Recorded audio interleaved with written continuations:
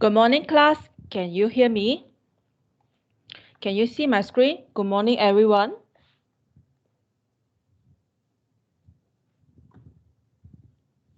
Okay, so let's start.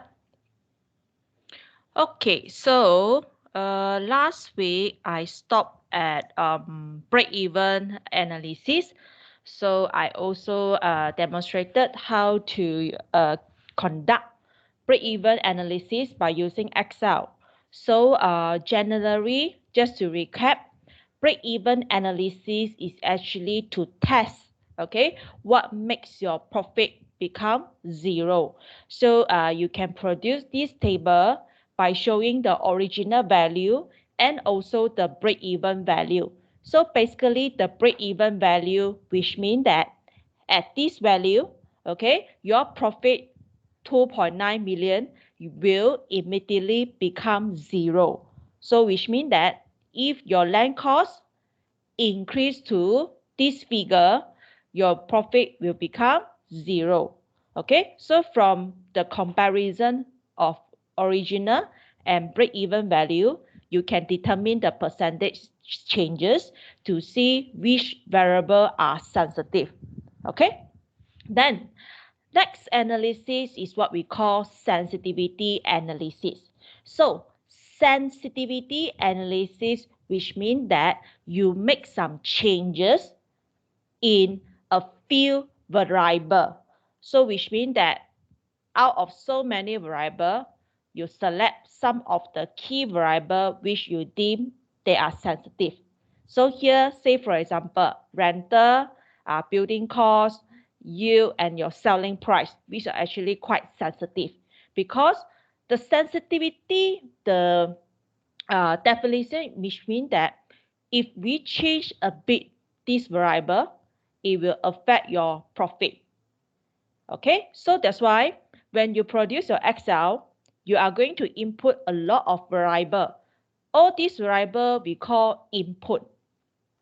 Okay, 1, 2, 3, 4. Say for example, we classify as input. So you input this variable into your model, then you conduct some analysis to see how it impact your profit. Your profit is your output. Okay, so in this analysis, when you test one variable, you have to recalculate the output and analyze the result. If a small percentage changes in the variable produce a large change in the outcome, which means that in your output, then we will say that this variable very sensitive. Okay, I will show you later. So what is it important to know this sensitivity analysis? So a better understanding of the dynamic of the development by quantify risk in a very simplified way. So which means that by conducting this analysis, you can see some of the variable actually they are very sensitive, which will affect your profit. Okay. It identifies a hierarchy of sensitivity in the variable, so it will help the developer to identify, to know which variable is actually very sensitive. They can see the effect. Effect of what? Effect of this input on the output. Okay, and then from knowing that, they will prioritize on this variable so that they know what to do. So say for example, if they know that a building cost, rental value are very sensitive, so they can pay attention to this value to monitor closely, to prioritize for mitigation measure machines that you pay more attention on this sensitive variable. Okay, because when you produce your Excel, there are so many variable. You, of course, you cannot focus all variable, correct or not? So that's why sensitivity actually lists out which one are very sensitive. So shortlisted a few sensitive variable, then you can actually focus on it. Okay. So say for example, I test all these variable in your appraisal. Say for example so land cost. So first you tabulate the original value first. So the original value will be the value obtained from your appraiser, then you can actually try to test the original value. You can try either minus 10%, minus 5% also okay. There are no fixed requirement. Okay, don't come and later my message pop up again. Is it a fixed 10%? No, you can test 5%, you can test 10%, up to you. Okay, the lesser the better lah, because we can see the effect. So the original, you can either plus and minus 10% from the original value. So that is the first part lah. So here actually got few part. First part is the original value. You try to either plus minus 5%, 10%, up to you. Then later on, you test it on the output, the developer profit, to see actually how it impact. So say for example, my original 2.9. After less 10%, 2.61.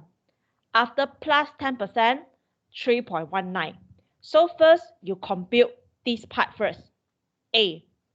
Then after that, okay, you go back to your Excel. Okay, I will test the first one first. 261. Okay, so you go back to your Excel. So this is your, let's say this is your development appraiser. Your original land cost is 29. So let's say if this original value minus 10% become 261. So you change this one. Okay, you don't change here, class. Remember, don't change here. You go to the variable table, change here. So here, this one, you change to 261. Okay, before I change, you double check first. Your profit is this one. Your percentage is this one, 21.5. Okay, so here original 21.5%. Okay, so once I change this one to 261, okay, enter, then you can see this one immediately link so you don't need to change here. You change in the variable table, then you scroll down to check your appraiser. Can you see here? Originally is 21.5, but when the land cost reduce, your profit increased to 24.7. So you go back, you can see here 24.7. Okay, then I test another one again. Let's say your land cost increased to 3.19. Again, you repeat the step again. Here, this one, 319. Okay, so you know that when your land cost increase, your profit definitely will reduce. 18.4. So you tabulate it back to, the table here, 18.4. Okay, can you see that here? First round I test, when your land cost reduce, your profit increase. When your land cost increase, your profit reduce. So plus minus 10%. So from that, you can actually calculate the range. You just use the biggest minus the smallest. So the changes is around 6.3 lah. Okay, then you can repeat the test again by testing the interest rate, building cost, rental, and yield. Okay, you can actually do it manually one by one again. Okay, there is no shortcut way. To the best of my knowledge, I don't think there is a shortcut way that you can get it right away. So for this one, quite tedious. You have to do it one by one. Okay, so from that, what we are interested is actually this one. This one, the range. So you can see that after you calculated, you can observe that all these three actually the changes are quite large. So which means that if we plus minus 10%, the building cost, the rental, the yield actually brings you more impact on the profit. So again, we can classify these three actually are very, very sensitive variable. Sensitive, which means that you change a bit only. You only change 10%. If you don't want 10%, you change to 5%. Maybe 5%, 10%, it brings you the impact a lot. So what is the information to the developer? From this, you can analyze that these three actually are very sensitive variable, which will bring impact on the output. So that's why it alerts the developer to pay attention on this variable, because very likely your building costs are 1421, your rental 250, your yield 8%. All these will not be fixed in the future. Definitely will up, will down. So that's why this one actually serves a very good information to the developer to pay attention on this cost, so that they will know how it impact on the profit. So this is a sensitivity analysis. Okay. Next one is you can also do what we call univariate sensitivity analysis, which means that you only test one variable. Okay, that is a word uni. So for example, this one, out of so many variables, I want to test yield, how it impact on the developer profit. Okay, so the red color, this one is the original value. This one original value 8%.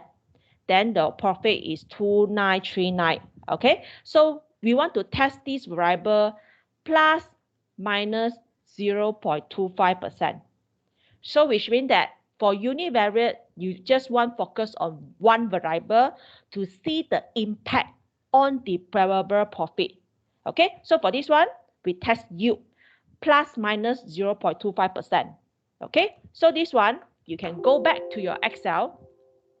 Normally, I will suggest you one test, one Excel sheet. Can you see my Excel heading here? See break even, one Excel sheet, univariate, bivariate, scenario modeling. Okay, I can actually do it in one Excel sheet. You don't lump into together, quite messy. So for your assignment, also the same lah.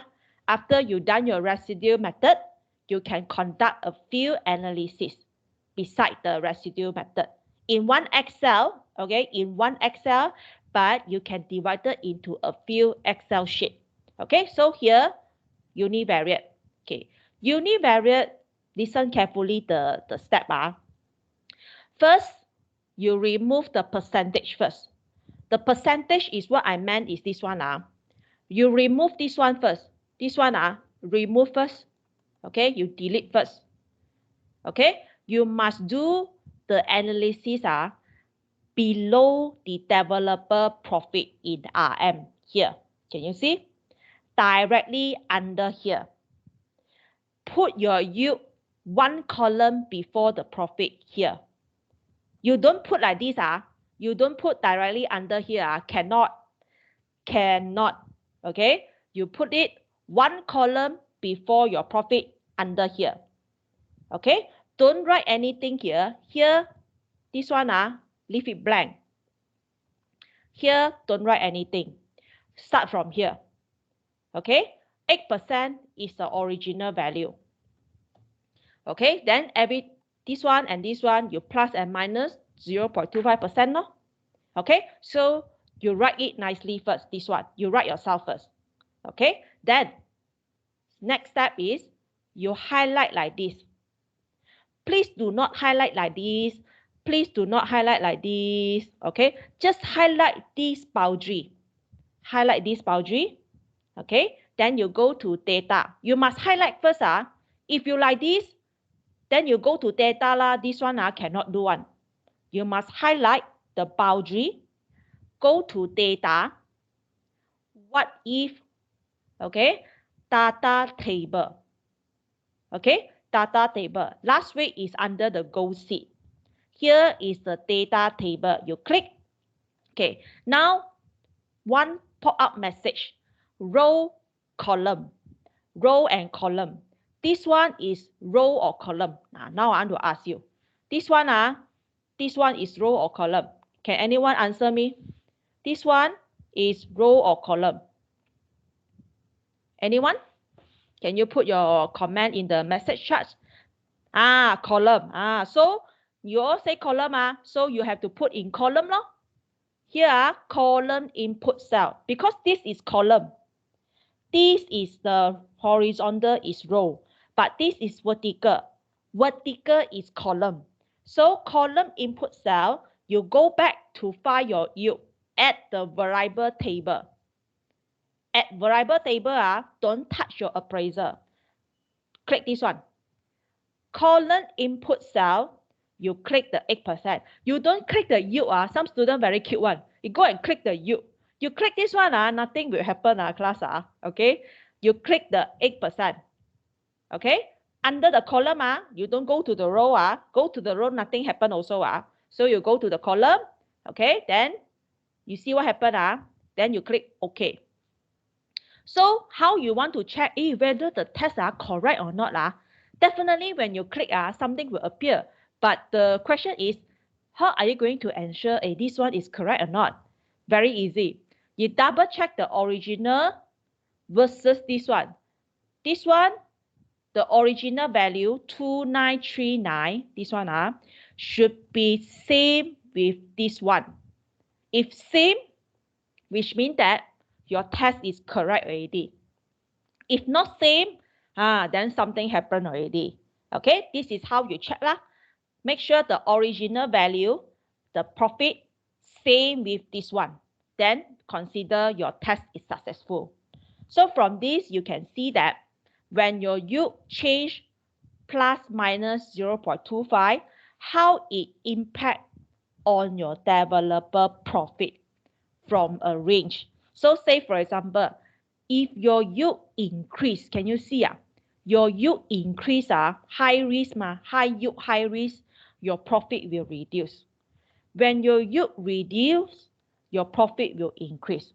So this one, univariate, just ask the developer to focus on one variable only to see the impact on the developer profit.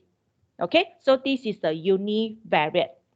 Then next one is the bivariate. Bivariate, which means that we test two variables at the same time to see the interaction effect.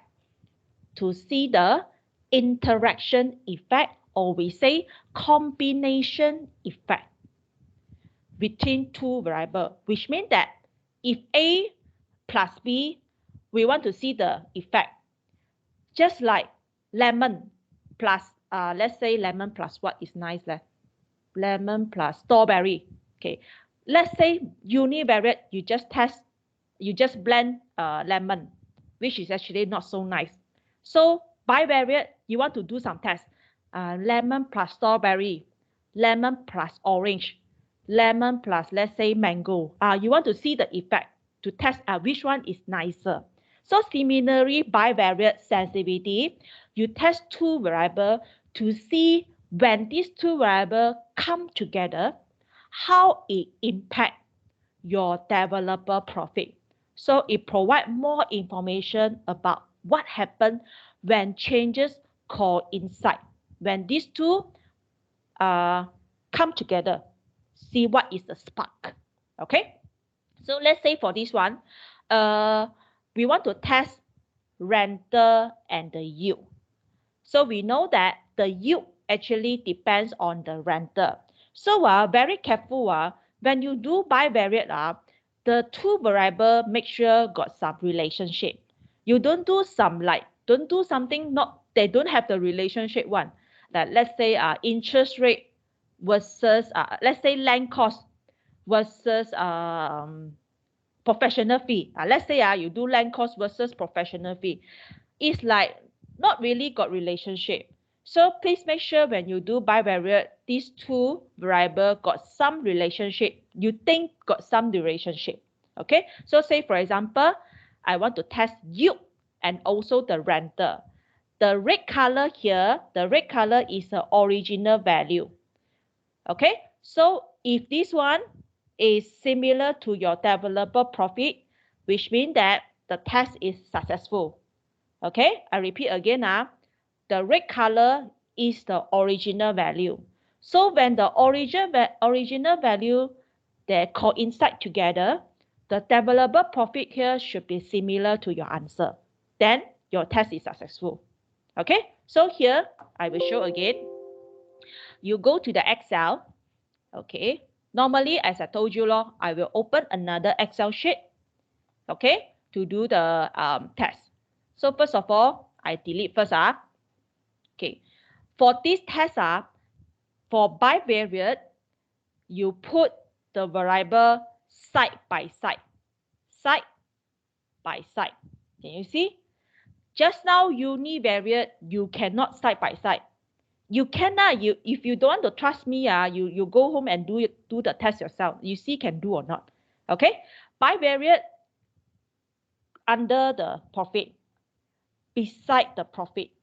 Okay? You want to change the position, can, never mind. You don't need to follow. Let's say you don't want rental here. You want to rental here, also can, never mind. Okay? So here, my row is yield. My column is rental.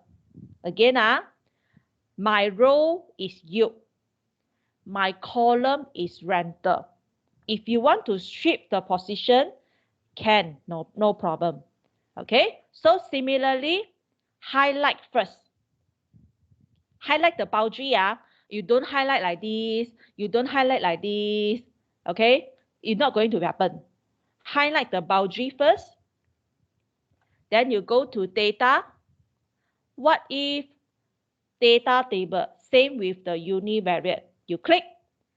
Because this is a bivariate. Your row is your yield.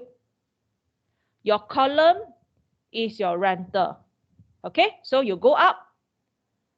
Your row is your yield. Your column, you click, is your what already? Rental. Rental is this one. So make sure these two positions correct. Then you click OK. So when you click OK, variable will appear. So again, how you want to double check is you can see that this one, 2939, should be similar to your developer profit here. Then which means that the test is correct already. Okay, so from here, from this table, you will see that what if your yield increase and also your rental increase at the same time? So it will happen here. What if your yield increase, but your rental reduce here? So the impact will be here. The variable, the output will be here. What if your rental reduce, your yield also reduce? Then will be in this range. So bivariate sensibility actually more information to see what if one variable up, one variable down, or two variables up at the same time. So for this one is you can see the impact when these two actually come together. So actually this test will be better than univariate. Not to say univariate not good. Univariate also good because univariate actually give the developer to see the impact on one particular variable only. If the developer is interested to know the impact, then bivariate is actually the interaction, the combination effect on two variables come together. Okay, so this is a bivariate. Then let's say your next question will ask, what if I want to test 3 variables, 4 variables, 5 variables at the same time? So this one is what we call multivariate. Multivariate analysis is also can be classified under scenario modeling. So scenario modeling is actually one of the tests to test your land cost and also your profit obtained when you change several variables at the same time. So that is what we meant, multivariate. You want to amend a few variables at the same time. You can do this by actually classify them under 3 scenarios. 3 scenarios, which is the best scenario, the worst scenario, and the most likely scenario is what we call reality. Okay, reality. Wait a moment. So, okay, 3 scenario: best, worst, and realistic. Okay, so when you do scenario modeling, you will come up this table. The Excel generated this table to you. So how are you going to generate this scenario modeling? Okay, very easy. This one, the step a bit more lah, so you listen carefully. So scenario modeling, the first step, okay, the first step is to define name first. First step, define name. Okay, define name is actually you define the name of all this. Define name means you define all this name and this one. Okay, first step, define name. Okay, land cost, render, yield. Okay, so how to define name is you go back to the Excel. Okay, when you click this one, this is land cost, isn't it? So when you click this one, you can see that it's actually classified under what? I7. Can you see here? 350 is what? I8. 8% is what? I9. If you didn't define the name, this one will become I8, I9, I7. So the first job is you have to tell Excel, define the name. How to define the name? Okay, you click the figure, go to where? Formula. Formula, can you see? Formula here. Define name. Can you see? Formula, define name. Under the define name. So when you click, if your Excel is smart, it will appear like this. Land underscore cost. You cannot space one, don't space like this. You must underscore. If you space, it won't allow you to save. Either you combine like this, land cost without space, or you can follow me, land underscore cost. So you click OK. So can you see here become what? Land cost. So you repeat the step for this one now. I9, I8, you go to formula, define name, renter. So you just click OK. If let's say this one didn't appear, some of your Excel maybe won't appear. It depends on your Excel. So you just key in yourself, renter. Also can. Remember, click OK. So here become renter. So here I will just quickly already yield. I9 become yield. Here define name, construction underscore cost. Don't space. Don't space. Click OK. Then interest rate, define name, interest rate. OK. Construction period, define name, construction period. Okay. Last but not least, you should actually define name, developer profit. I don't want to define. I let you see the effect. Okay. I purposely don't want to define. I let you see the difference. Okay. So after you define your name already, right? You can start to do the test. Go to data. What if? Similarly, all the paths are the same. Scenario manager. Okay. Click. Here, nothing. Correct or not? So the first step is you click add. I will advise you to start from realistic first. Realistic. So you type realistic. Scenario name, you type realistic. Second, changing cell, you delete first. Delete first. Then you go to select all the variable, which is just now you define the name already. Remember, don't click the land cost, don't click the word. You have to click the figure. Click this one, comma. Second, comma again, renter.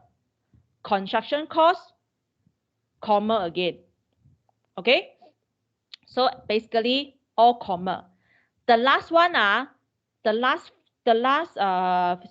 figure here, don't comma, don't full stop, just leave it like this. You don't like want to end the sentence, you put a comma or put a full stop. Don't do anything. Okay, the changing cell actually is the variable. Then you click OK. When you click OK, the scenario value, right, will detect the value in your Excel, which is your original value. You can double check again. If you don't trust the Excel, you can always double check again whether this one is the original value or not. Normally, the realistic is actually referring to the original value. Okay, so I just click OK. The next one, you add again to call it best value, not best, best scenario. Okay, best scenario is actually good scenario lah. The changing cell, no need to do anything. Changing cell, leave it because you already select at the beginning already. Don't do anything. You just click OK. Okay, the figure here, you start to change to best scenario. Best scenario for land cost is the land cost reduce. It's a best scenario, correct or not? Rental is best scenario, your rental increase. Then you put an increase figure. Best scenario for your yield is your yield reduce. So you put reduce. Best scenario for construction cost is your construction cost reduce. So you put smaller figure. Interest rate is reduce. And best scenario, your construction period also reduce. So you click OK. Then you add another scenario called worst scenario. This one, as I say, changing cell, leave it, don't do anything. Okay. Okay. Your worst scenario for land cost, of course, your land cost increase. So you change. And your rental, worst scenario is your rental fall. And your yield increase. Construction cost also increase. So you put bigger figure. Interest rate also increase. And your construction period also increase, delay. That is a worst scenario that the developer does not want. Then you click OK. Okay, so done creating 3 scenarios: realistic, best, and worst. The next step is, I think it's summary lah. Click summary. When you click summary, right, one pop-up message will appear. So he will ask you, hey, you want to test which result? The result cell normally is the profit, is the target you want to test, whether it's your profit, whether it's your residual land cost. Okay, you just scroll your cursor to this one, double click. Click OK. So this one I didn't do anything. This one is actually generated by the Excel itself. So you can see that the current value should be same with your realistic value. Okay, wait. Your current value should be same with your realistic value, these two. Then which means that your test is correct. So this one you can see that best scenario, the developer profit will increase to 11 million. Worst scenario, the profit become negative. Okay, can you see this one? Can you see this one? F76. So this one, just now I purposely told you that I don't want to define the developer profit. So end up you can see here become what? F77, F76. So which means that you didn't define the name, the cell will become the figure. So how to do amendment? You can just amend here also can.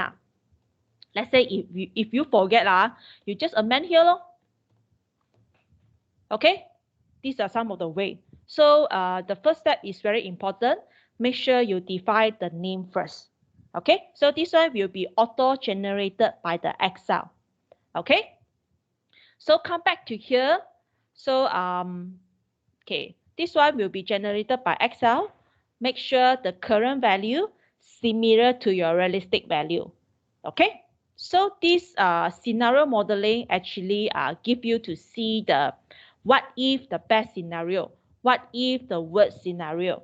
But then there are some limitation to do this scenario modeling. So the first one is they do not consider the likelihood. Likelihood means the percentage of happening. The percentage of happening, the probability of happening. So limited use in indicating the extent of the risk. Because the best and the worst scenario the best and the worst scenario in fact are too extreme. Maybe it won't happen because the figure you just input like this. How likely if you go back to this figure this table how likely the profit will become like this? How likely the best scenario you can earn like this? What is the chance of happening when the developer asks you, what is the percentage of this happening? How likely this one will happen in our life? Then you cannot answer. So that's why these are some of the limitation of the scenario manager. Okay, Charles asked the best and the worst scenario. Yes, you can estimate yourself. Charles, you can estimate yourself. Okay. So because of this limitation, the scenario modeling didn't calculate the percentage of happening. So there is another better test called probability and simulation analysis. Okay, to actually rectify the limitation of scenario modeling. So where a deterministic, if you still recall deterministic, what I said previously is you only use one figure to determine the land cost. You only use one figure to estimate your rental, to estimate your building cost. But I told you this one figure will up, will down in the future. So that is a limitation of deterministic model. Okay? The valuation of property development opportunity involve the estimation of the large number of the input variable and the uncertainty actually greater. So deterministic, you use one figure to estimate all the input variable. And your appraisal actually consists of many variable. If one figure incorrect, it will definitely impact on your profit. Now I say many variable. Maybe your variable table got 30 variable. So say for example, let's say got 5 variable is incorrect. Definitely it will actually affect your developer profit. So that's why that is the limitation of deterministic model. Okay? So it is suggested that the output is your residual land cost or developer profit might be better to express a range of value rather than a single value. So that's why I mentioned single value not so good. It would be better that we actually estimate a range. Say for example, your rental when your input is 300 ma. So as I say, this figure can up, can down in the future. So up and down, perhaps it will be better that we express it in a range, maybe 200 to 540. Okay. So sensitivity, scenario modeling, actually there is a limitation because you only use one figure. We are require a more robust analysis to actually to calculate the range and the distribution of the input. So this is what we call probabilistic modeling. So the next one I'm going to talk about probabilistic modeling. So probabilistic modeling actually will use the mean and the standard deviation to calculate, assuming your data is normal distribution. So if assume that the distribution of the value is normal, so which means that your value will be like this, distribute like this. Later I will show you the graph. So 68% will fall under one standard deviation, 95% will fall within two standard deviation. Okay, so this one very difficult to understand, isn't it? Okay, you see the next figure. So assuming that your data is normal. So your data is normal, basically it will look like a bell shape. Can you see a bell shape? This is the mean. This one is mean. This one is standard deviation. This symbol is standard deviation. So this is one standard deviation, two standard deviation, three standard deviation. Just now I say your rental, your rental 300. Rather than say 300, let's say we actually estimate the range 200 to 450. This is a range. But we know that from this range, 300 is the, you think that 300 is the best one. Most likely will happen rather than 200 and 450. So your mean is 300. Out of the range, you will think that 300 is the figure that will happen, most likely will happen. So that is your mean. That's why here, can you see the percentage is actually 68? Most likely will happen. Then from here, the end of the tail, the end of this tail, okay, your figure, let's say here will become 350, 400, 450. This one will become 250, 200, 150. So most likely will happen is this figure. We won't say this figure won't happen, just that the chances is lesser. Similarly to this part, we won't say this figure will not happen. We will say that the chances of happening is lesser. So this is what we say the range. Out from the range, we know that 300 is a figure that I think that is the correct figure that most likely will happen in the future. But 350 also got chance, just that lesser chance. 400, 450 also possible, just that the chance is lesser a bit. Can you see the difference? So the most likely will happen is in this part. Okay, this part.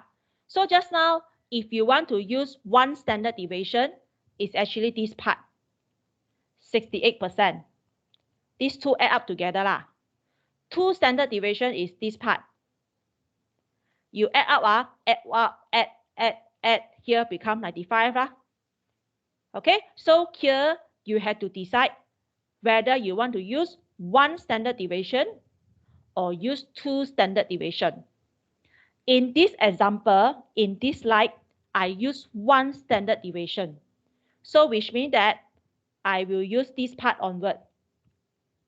So which means that if you calculate the percentage, this part, this part, this part, and this part add together, the chances is 84%.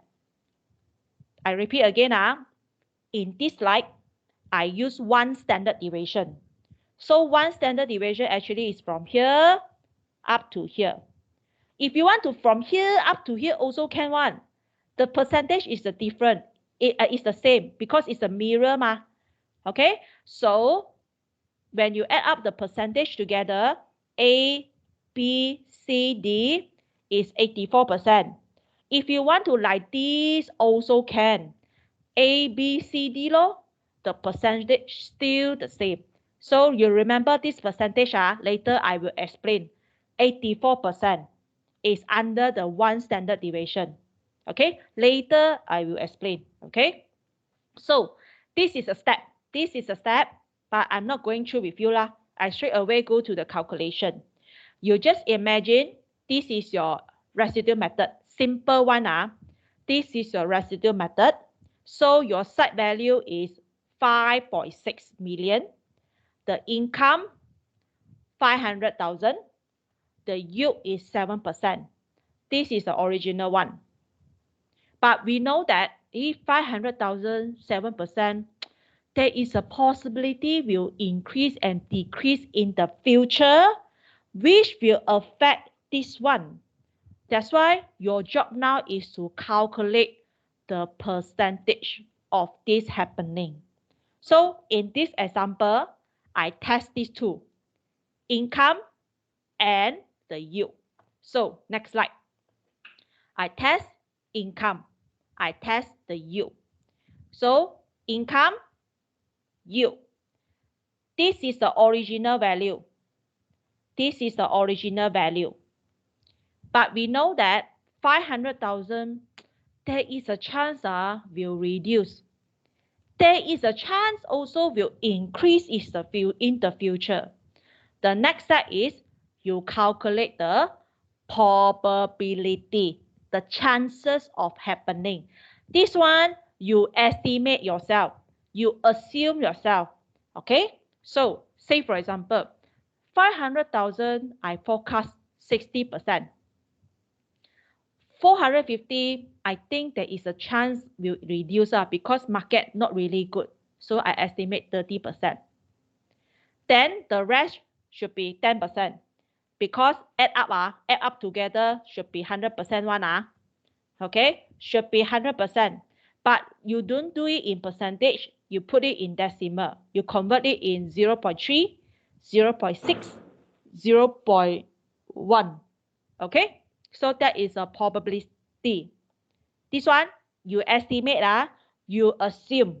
Okay. The next one is sample outcome. This one times this one, you get this one. Okay. This one times this one, you get this one. Similar lah, Then you sum up these together to calculate the expected value. Expected value. So similarly for the yield also the same. 7%, I estimate 50%, 10%, 40%. Okay, then A times B equals to C. Sum everything together to become your expected value. So your expected value 490, expected value 0.073. Then you bring forward to the next slide. You calculate the variance. This one similar to the just now. This one similar to the just now. Probability also similar. This one actually similar to the previous slide. Expected value, this one you already sum up just now. This one, how you get this one?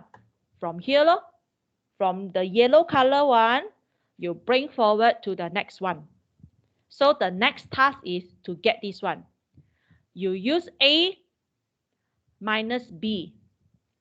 A minus B. Become negative. Can you see this one is open and close bracket is actually negative. So the next task is to square it. Why you want to square it? Because we want to remove the negative. So you square it. So this one is actually square from this one. You square already, you use x times y equals to z. Okay, again, how to get this one is x times y equals to z. So after that, you sum everything together to become your variance. To become your variance. So similar step, repeat for the yield. Okay, then this is your variance. 900 a lot. Okay, this one also a lot. 0.000410. After you calculated the variance, the next step is you want to calculate the standard deviation. How to get the standard deviation is you just square root of this one. Square root of this one. So that's why square root of your variance. So you will get plus minus 330,000 plus minus 0.0064. Okay, I repeat here. Step number 3 is to calculate the standard deviation. How to calculate? You just square root of this one. Square root of this one. Then you can get this one. When you square root, you will get two figure one. Either plus, either minus. Either plus, either minus. Can you see here? So the next job is from the expected value that you calculated, your job now is to decide whether you want to plus, whether you want to minus which one. Okay, so for this one, actually got some theory one. Normally, when we calculate the certainty equivalent, we always take the risky value. We always take the risky value. We always try to be conservative. Conservative, which means that you try to take more risky value, less optimistic. Okay, allow more room for the risk. You tend to underestimate. Don't too positive. Okay, don't too positive. So for the income, don't too positive, which means that you shouldn't add, you should reduce your income. Because as I say, you take more risky value ma. To take more risky value, income should be reduced. Because less income means what? Risk low. Okay, that's why you in this case you minus 30,000 rather than you plus. So you minus though. Okay, so your minus become 460,000. The yield, the higher yield, the risky. That's why your yield you need to. That's why your yield you need to add because high risk, high yield. That's why yield you add up. So when you add, it becomes 0.0794. So under the step 4, the principle here is you try to be conservative. In Chinese, is what we call 保守. So don't too positive. Try to take the risky value. Don't think too good lah. Okay, so that's why in income, you minus. For you, you add. So this value, after you get it, you input back in the development appraiser.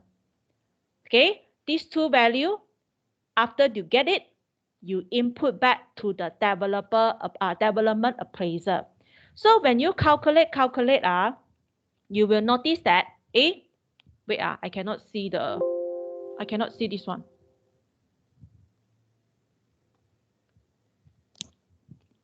So you recalculate back, you notice that, the site value can you see here, reduced to 4251.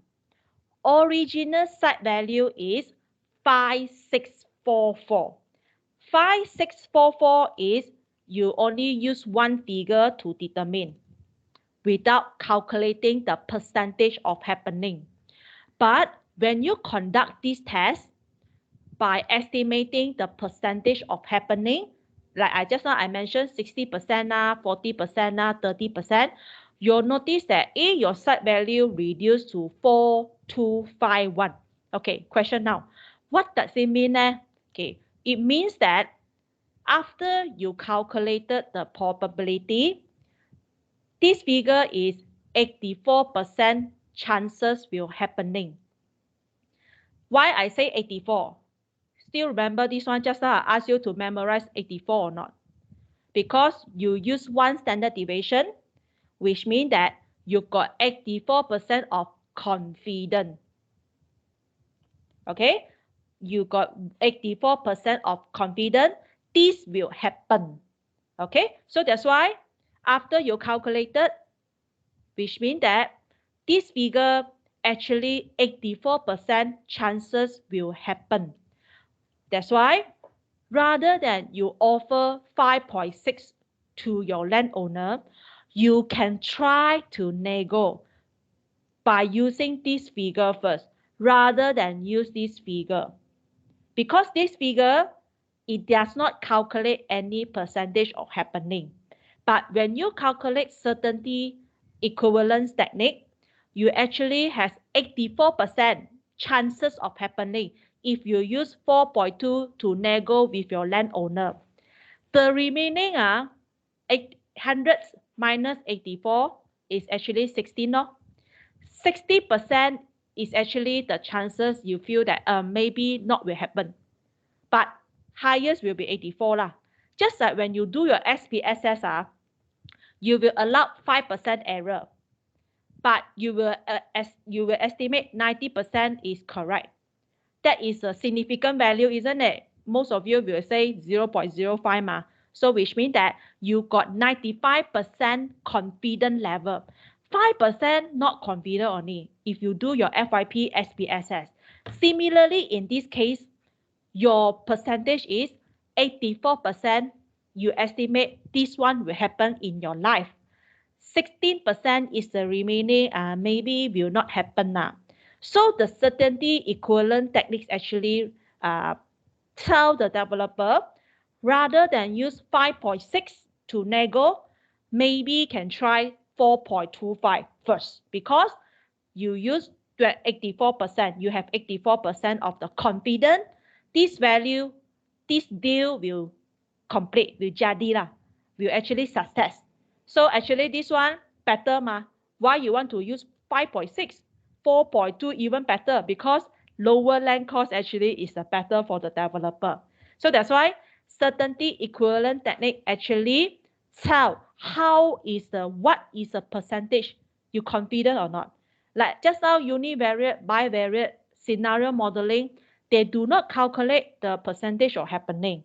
But for this one, yes, they calculate. Let's say if you want to use 2 standard deviation, this example I use 1. If you want to use 2 standard deviation, your percentage even better here. From here to here, actually around 90 something, 95 something the percentage. 1 standard deviation 84. 2 standard deviation is actually 90 something. So if you want to use 2 standard deviation, the step is actually similar, just that under here you have to times 2. Here also times 2.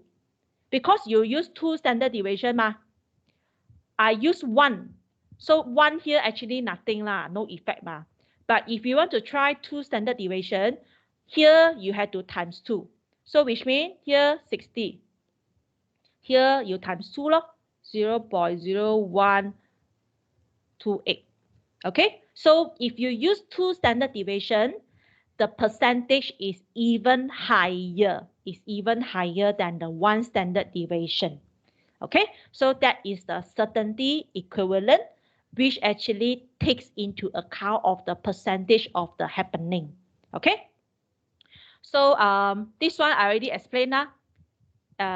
If that bid is the deal accepted by the landowner, developer will actually have the 84% of the chances that the profit would be as good as or better than the suggested. But there is also has 16% chances that the profit is below average. So which means that if you use 1 standard deviation, the chances of happening is 84%. The chances of not happening is 16%.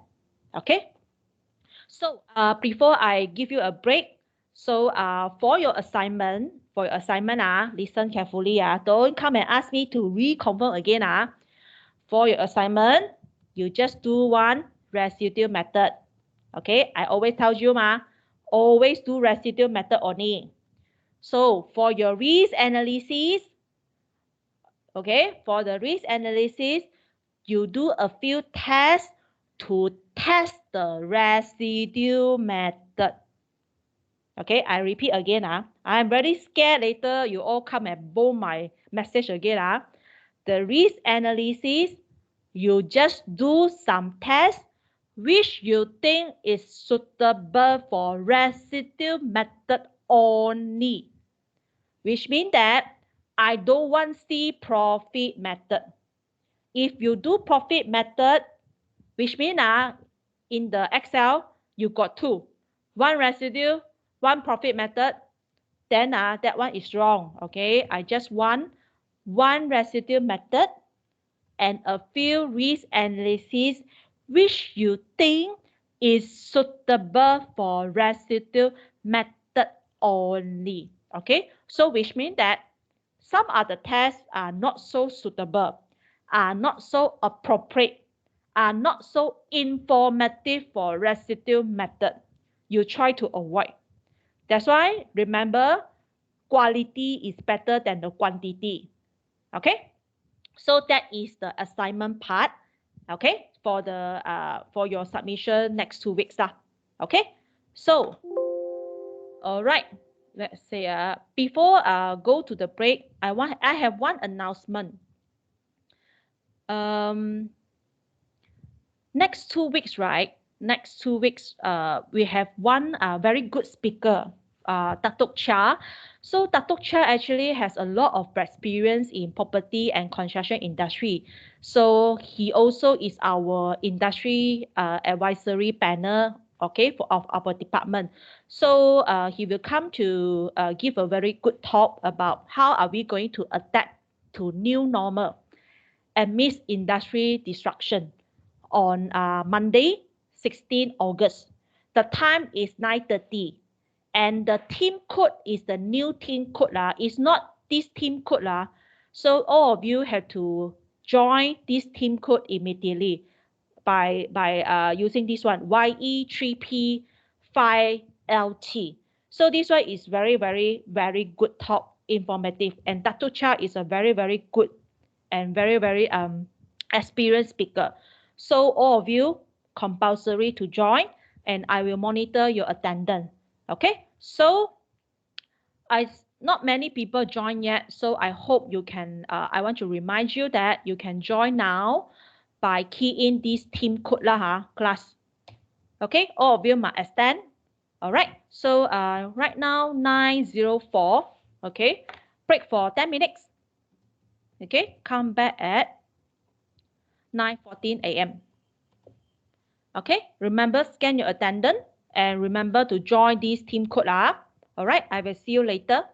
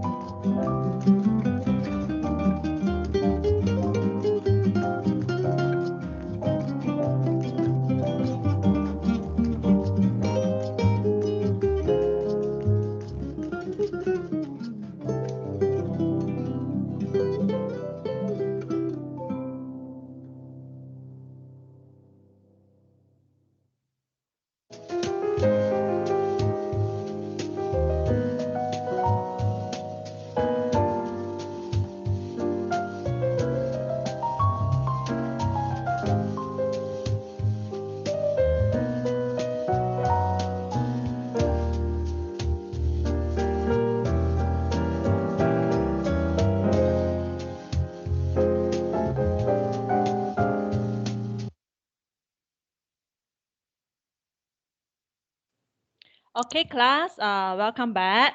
So I will continue to talk about the last part of the development risk about risk management. So after identify the previous part actually teach you how to quantify the risk by conducting a few risk analysis.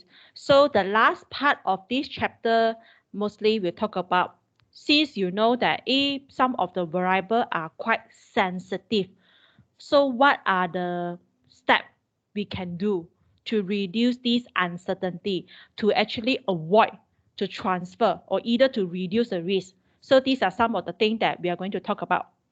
So the first one, the first variable is land cost. Okay, land is the measure, the first cost commitment. The first cost commitment.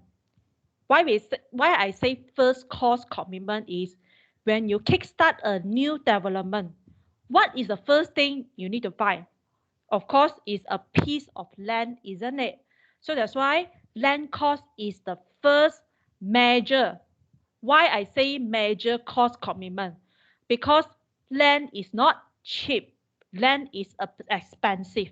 That's why I say it's the first and the major cost commitment for a development project. And then second characteristic of land is what? The location. The characteristic is immobile. If you still recall, immobile means what? The land is fixed. Once you choose that piece of land, once you pay already the land cost, you cannot move the land. You cannot say that, hey, I don't want this piece of land already, I want to throw away. It's not like a cloth. It's not like a thing.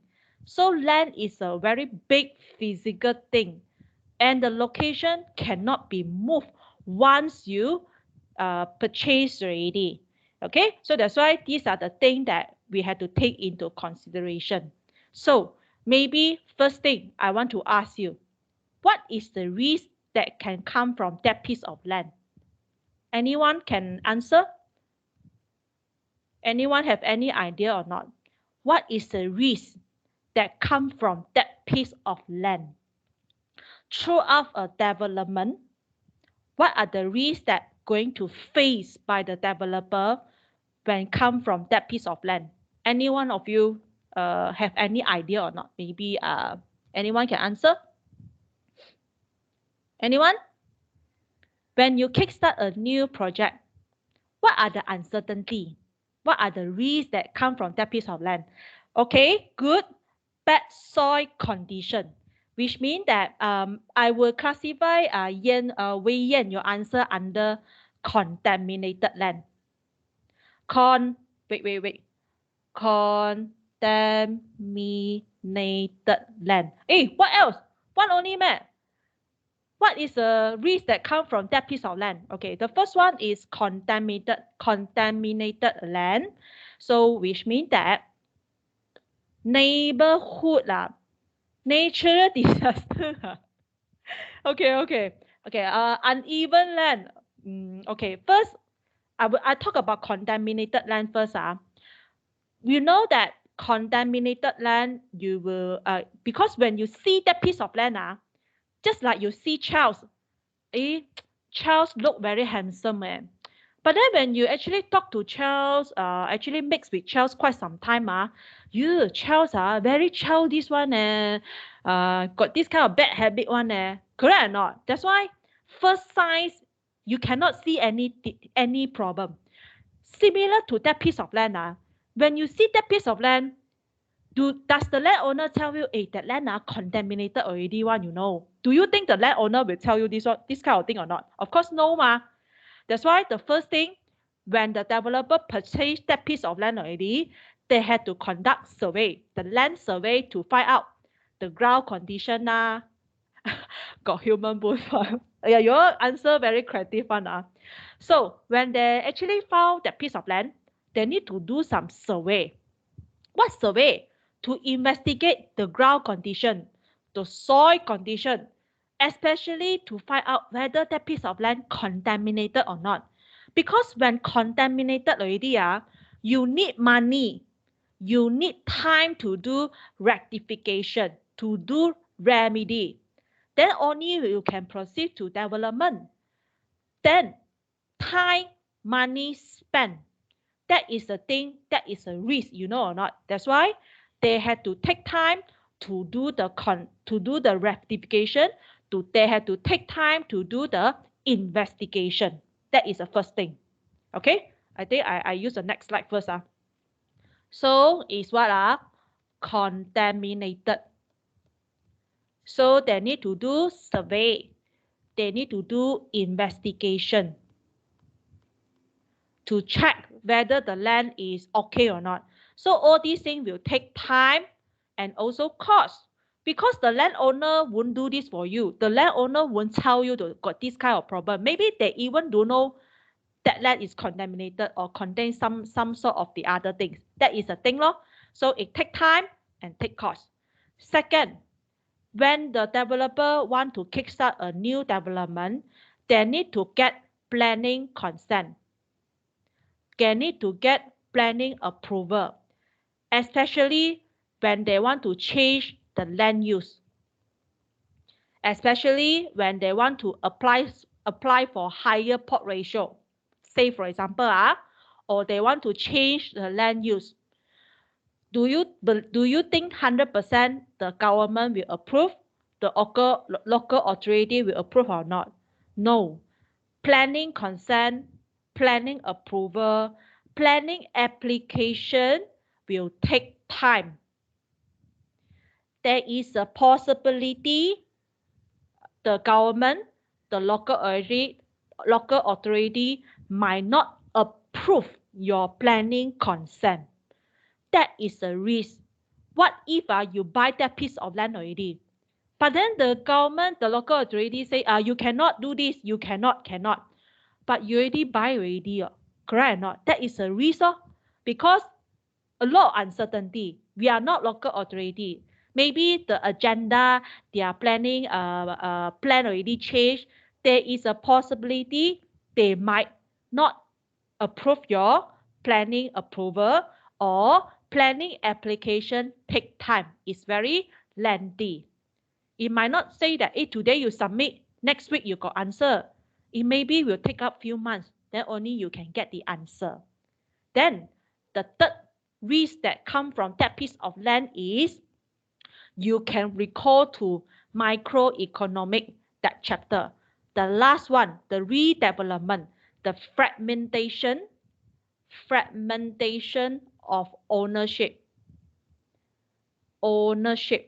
Because one piece of land maybe belong to several landowner. And we know that fragmentation of ownership will take time, because you need to find time, you need to take time to negotiate with every landowner. So that's why is maybe A approved, okay lah, I sell to you. B also approved. C say, I think first, then D no response. So that is a risk. The application may not so smooth, the negotiation may not be so smooth. It takes time. So there is a possibility you cannot get what you want. So let's say fragmentation of ownership, you only get here.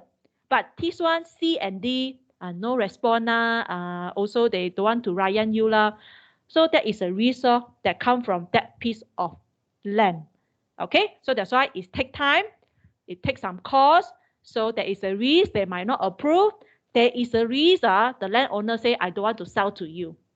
So that is a risk. Okay. So then now come to the way. What are the possible way that we can reduce the risk? The first one is purchase after you get the planning permission and you already know the detailed building cost. So which means that you wait, you get the planning permission first. Then only you go and buy that piece of land. Because just now I already mentioned, there is a possibility the local authority does not want to approve, and the planning permission take time. So how to reduce this risk? I purchase after I get the planning permission.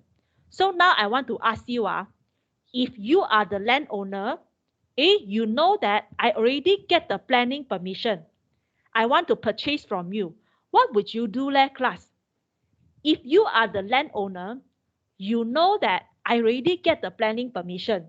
I want to purchase from you already. I come to you already. What would you do if you are the landowner? Anyone?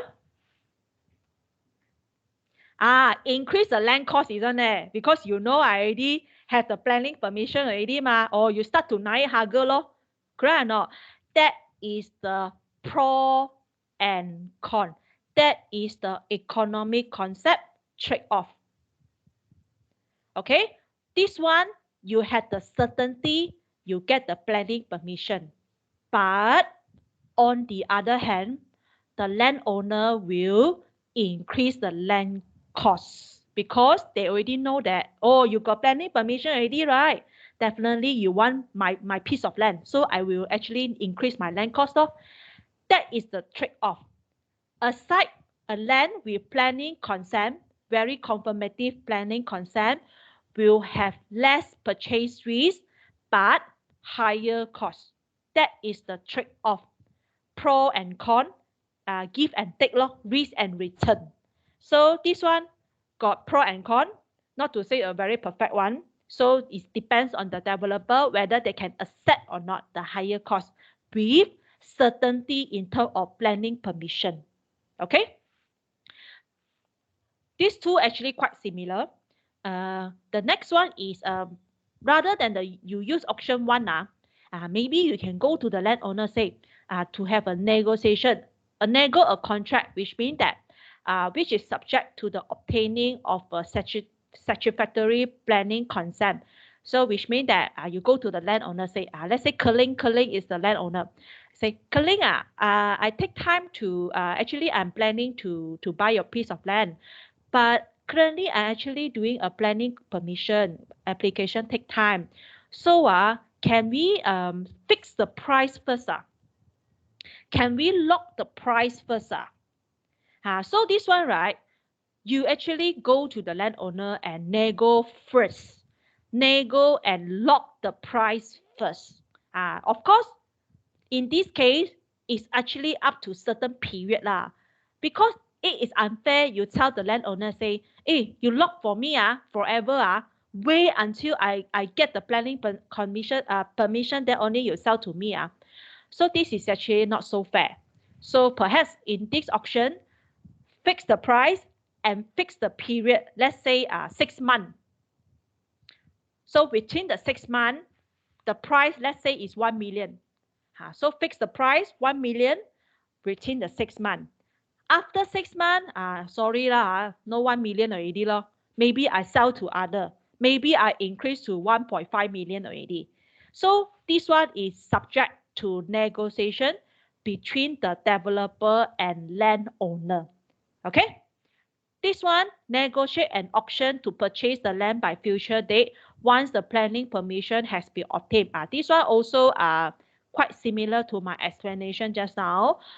Planning permission take time.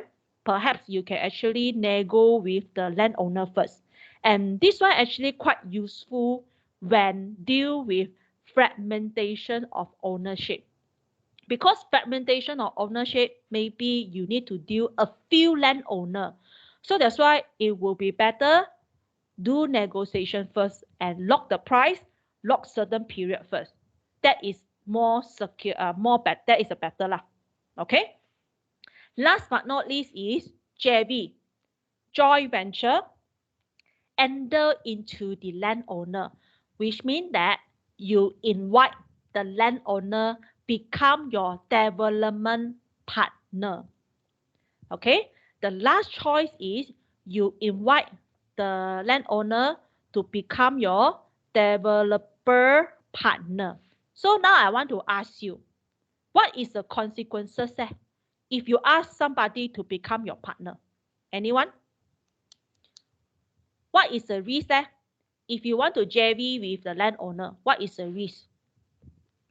What is the bad thing if you ask somebody to become your development partner? Yes, you have to share the cake, isn't it?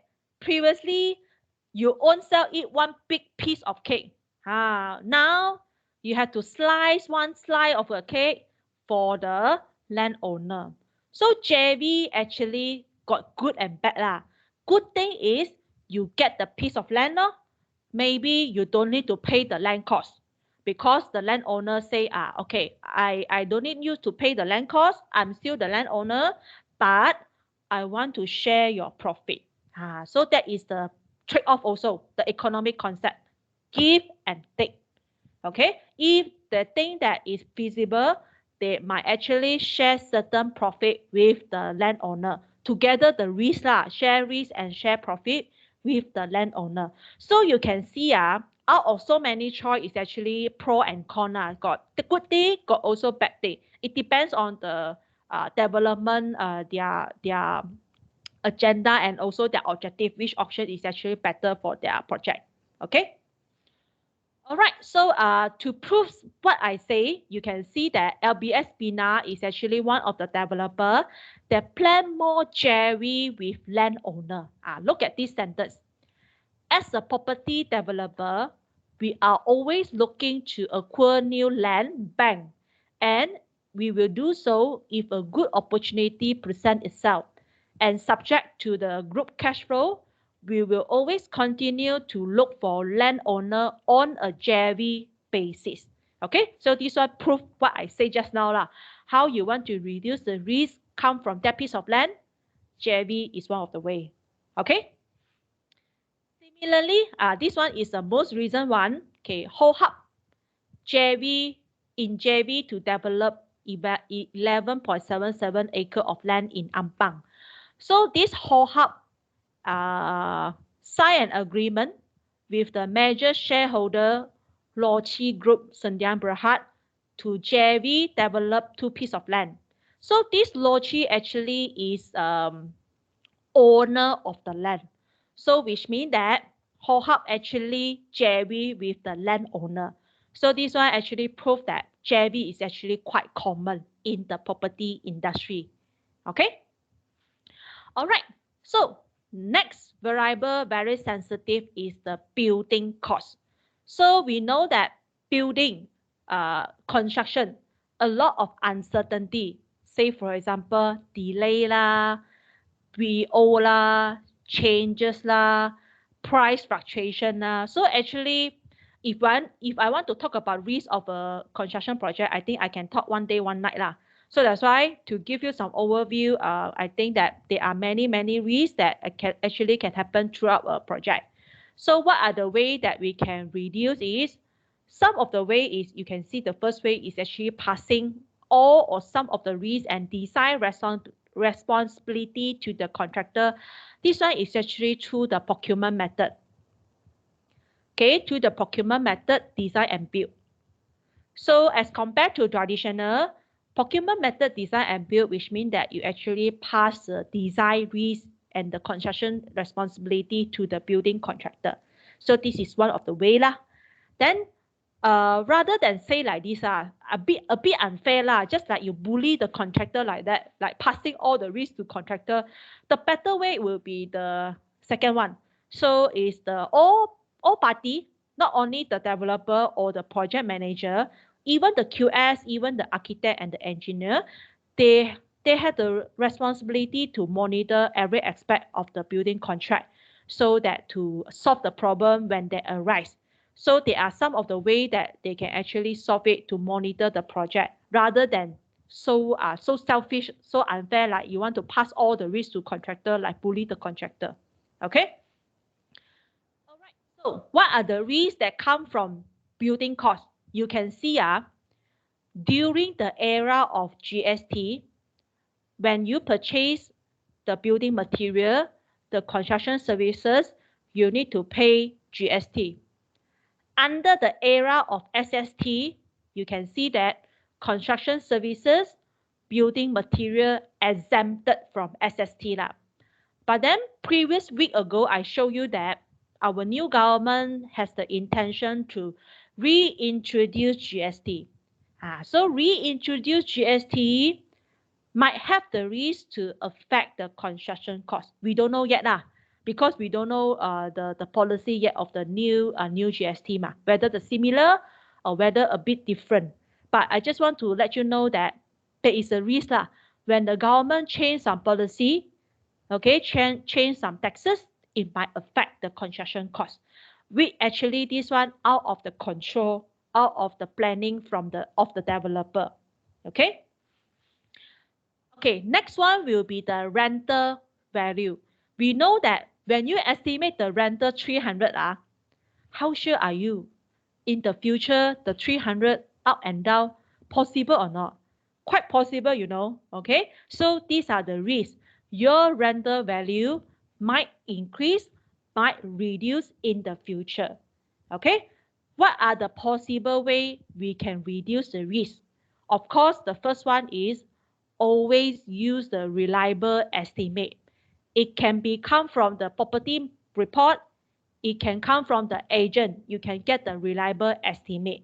So reliable estimate is one of the way to ensure that the rental value is accurate. That is the first one. You get the latest figure. Second way is pre-let. Pre-let by the tenant. Okay, what does it mean by pre-let? Okay, here during the construction period, right? Development period, we have lead-in, we have construction period, and we have void period, isn't it? So pre-let, which means that you try to let your property during these periods, not after done the construction, then only you start to let. Pre-let is you start to let your property, you start to promote your property, you start to rent, start to sell your property during the lead-in period, during the construction period, rather than you do it during the void period, or you do it after you finish construct, only you start to promote. This one is actually commonly practiced by developer right now. They always pre-let during the lead-in, during the construction period. They already start to promote the property. So when we say pre-let, you of course pre-let must come from some condition. Because pre-let which means that you ask people to buy early. You ask people to rent early. You ask me buy early, you ask me rent early. Of course, you need to give me some incentive. Okay, I repeat again. When you ask people to pre-let, pre-buy, buy early, rent early, you need to give people some incentive. So very common in commercial property, they will free rental. Of course, not free rental forever Maybe 3 months to 6 months. Okay, so he will say that, hey, you come and rent my property, I free rental 3 to 6 months. I give you some incentive and rebate.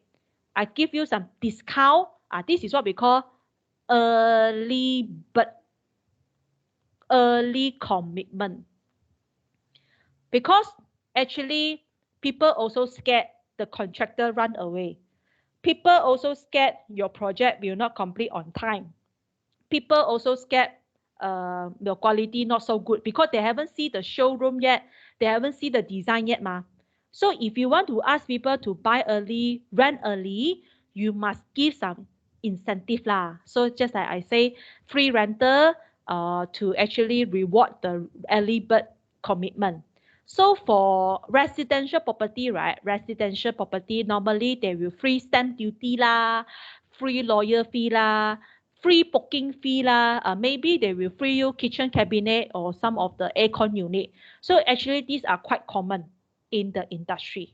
This is the early bird commitment So now my question to you class why must pre-let? Maybe I ask you first before I explain. I see you all got critical thinking or not. What is the benefit of pre-let to a developer? Okay. Trey say get funding. Interesting. Good. Ethan say cash flow. Interesting. Don't waste time at void period. Interesting. Okay, some more. Shorter void period. Test market. How to test market? Jasper, your test market is here, Test market is before you get the land. It's not when you have land already, then only your test market, Okay, wait, let me check. Any other answer? Trey, can you explain? Chui, can you explain what does it mean by get funding? I want to hear your opinion. Chui, what does it mean by get funding?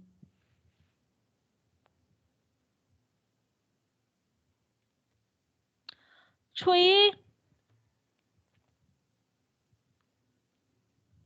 cash flow. Simply hantam. Okay, most of the point are correct. Okay, first one, maybe I will talk about this one first lah. This one first Okay, this one, the first benefit is secure income. Secure income, or we will say rental guarantee. Guarantee. Because during a development class, what is the most important? The most important is got people buy, got people rent, isn't it? So that's why pre-let, when you pre-let, when people buy already, you will feel secure. You got secure income. The rental is guaranteed. So that is the cash flow. The developer got money. So the first thing is secure income, rental guarantee. Then the second benefit is avoid oversupply. Okay, because, or we say reduce leasing risk. Because as I mentioned just now, you also worry if you wait until construction completed, then only you start to promote, it's too late already. Maybe the market already become not good.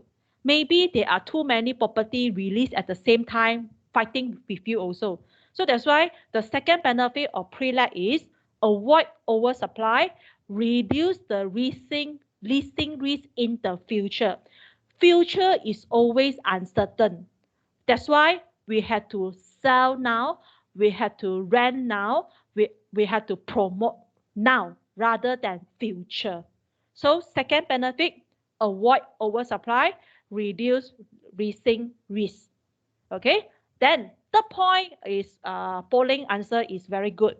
Don't want to waste the void period. So I will say shorten the void period. So now my question back to you all. What is the benefit when you shorten the void period? Previously, your void period 6 months. But when you pre-let already, void period reduced to 1 month only. So my question to you, what is the outcome? When you reduce the void period, what is the outcome to the developer? If you recall the development appraisal calculation, anyone? What happened when you reduce the void period from 6 months to 1 month? Anyone?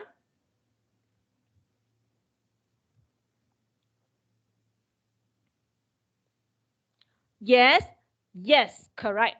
Can you remember or not? 1 plus I divided by 12 to the power of n. The n is 6 months. Originally, first day you calculate 6 months. The interest rate is, let's say, A. But when you pre-let, you shorten the void period. This one become 1. That's why your interest become lower. You get more profit. That is the impact. Reduce void period is a good thing. You can reduce the funding cost. You can reduce the interest rate, which actually means that more profit to the developer. Very good, the class. Okay. Last but not least, get funding. I would say easier to get loan. Okay, imagine you want to get the loan from public bank.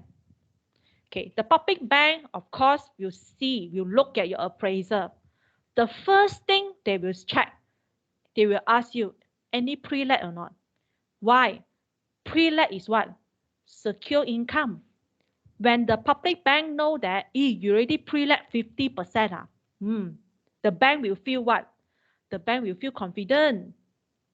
Because the bank also worry, borrowed you money already, you got no tenant, you got no buyer, later you cannot pay the interest, So if the public bank know that, you already pre-let, we quite good. Then the bank start to feel that, oh, I got confident on this project. Definitely is a good project because already pre-let 50%. When the bank confident, which means that easier to get loan, there is a possibility the interest rate will be lower. I say possible only, it's not a must lah. It depends on the negotiation lah. But generally, if the project is pre-letted, which means that the bank will have confidence, they will easier approve your loan. Maybe the interest rate slightly lower because you have this security of income. So these are the benefit of pre-let lah. Okay. All right. So pre-let, I already mentioned to secure the rental income to avoid the oversupply in the future. Last but not least is secure anchor tenant for larger unit at an early stage. Anchor tenant, which means giant tenant. Giant tenant is which means that those tenant like grocery like Aeon, Village Grocer, okay, and cinema, bank, okay, all these actually classify as giant tenant. Giant tenant, which means that classify under those like grocery, big one lah. It's not econ safe It's like Aeon I can't recall Village Grocer, all the grocer lah. Okay, they are classified under the anchor tenant. So what are the benefits to have anchor tenant is, first one, income security. Okay, the first benefit is income security because giant tenant unlikely default. Okay, unlikely unlikely default payment. Unlikely default payment. Because they are the giant tenant won't bankrupt so easy So that's why income security law, because they unlikely default the payment. Second is when you have anchor tenant actually better image. Better image in the sense that they will actually attract smaller tenant later on. Okay, just like when you see, this shopping mall got cinema lah, bank lah, a lot of F&B lah, then got a few giant grocery shop lah. Then if you are the small tenant, you also feel confident lah. I think this shopping mall should be a lot of customer flow because got a lot of F&B outlet and also the anchor tenant. So you will attract the smaller tenant, join also the shopping mall. So that's why giant tenant actually better image for the commercial property. Eventually, it will attract the smaller tenant. Last benefit is also easier to get funding, because when the bank assess your appraisal, your proposal, if the proposal got anchor tenant plus pre-let already, pre-let to anchor tenant, then even better because security anchor tenant, as I told you, they are unlikely to default your payment. So the bank will actually got better, they will feel confident So that's why the bank will also give you easier loan. Okay, easier to approve your loan at lower interest rate. So these are some of the benefit of pre-let and also the anchor tenant. Okay. All right. So what are the risks will impact the renter when there is a cancellation of mega infrastructure? Just like this news, high-speed rail cancellation will impact the property market, because during the first chapter, I already told you that mega infrastructure will increase the site value, will increase the property price. But when there is a cancellation of the mega infrastructure, it will impact the property market. So the first is high-speed rail cancellation. Second is, okay, you can see this one. Negeri Sembilan property see price rise when new ECRL realignment. So this is a news quite some time ago when the ECRL reroute to Negeri Sembilan. But like I told you, early of this year, they don't want to pass by Negeri Sembilan already, isn't it? They want to go back to Bentong and also the Gombak. So cancellation will affect the Negeri Sembilan property. So these are the uncertainty. When you prepare your appraisal, you know that it will pass by Negeri Sembilan. Definitely rental is secure. Definitely the rental is good. But after you construct, suddenly cancel. Out of your control, out of uncertainty. So that is a risk, okay? Then Eco-Cheras Mall secure key tenant, which means the anchor tenant. So who are the anchor tenant? GSC, okay, Village Grocer, Starbucks and Coffee Bean also classified as anchor tenant because, as I told you, this anchor tenant unlikely will default the payment. And the benefit when you have this kind of anchor tenant, it will actually affect the smaller tenant. Okay? Alright. The next one will be the interest rate. Okay. What are the possible ways to reduce the risk that come from the interest rate? We know that OPR, SRR always change one. So when there is a changes, it will affect the cost of borrowing, the interest rate.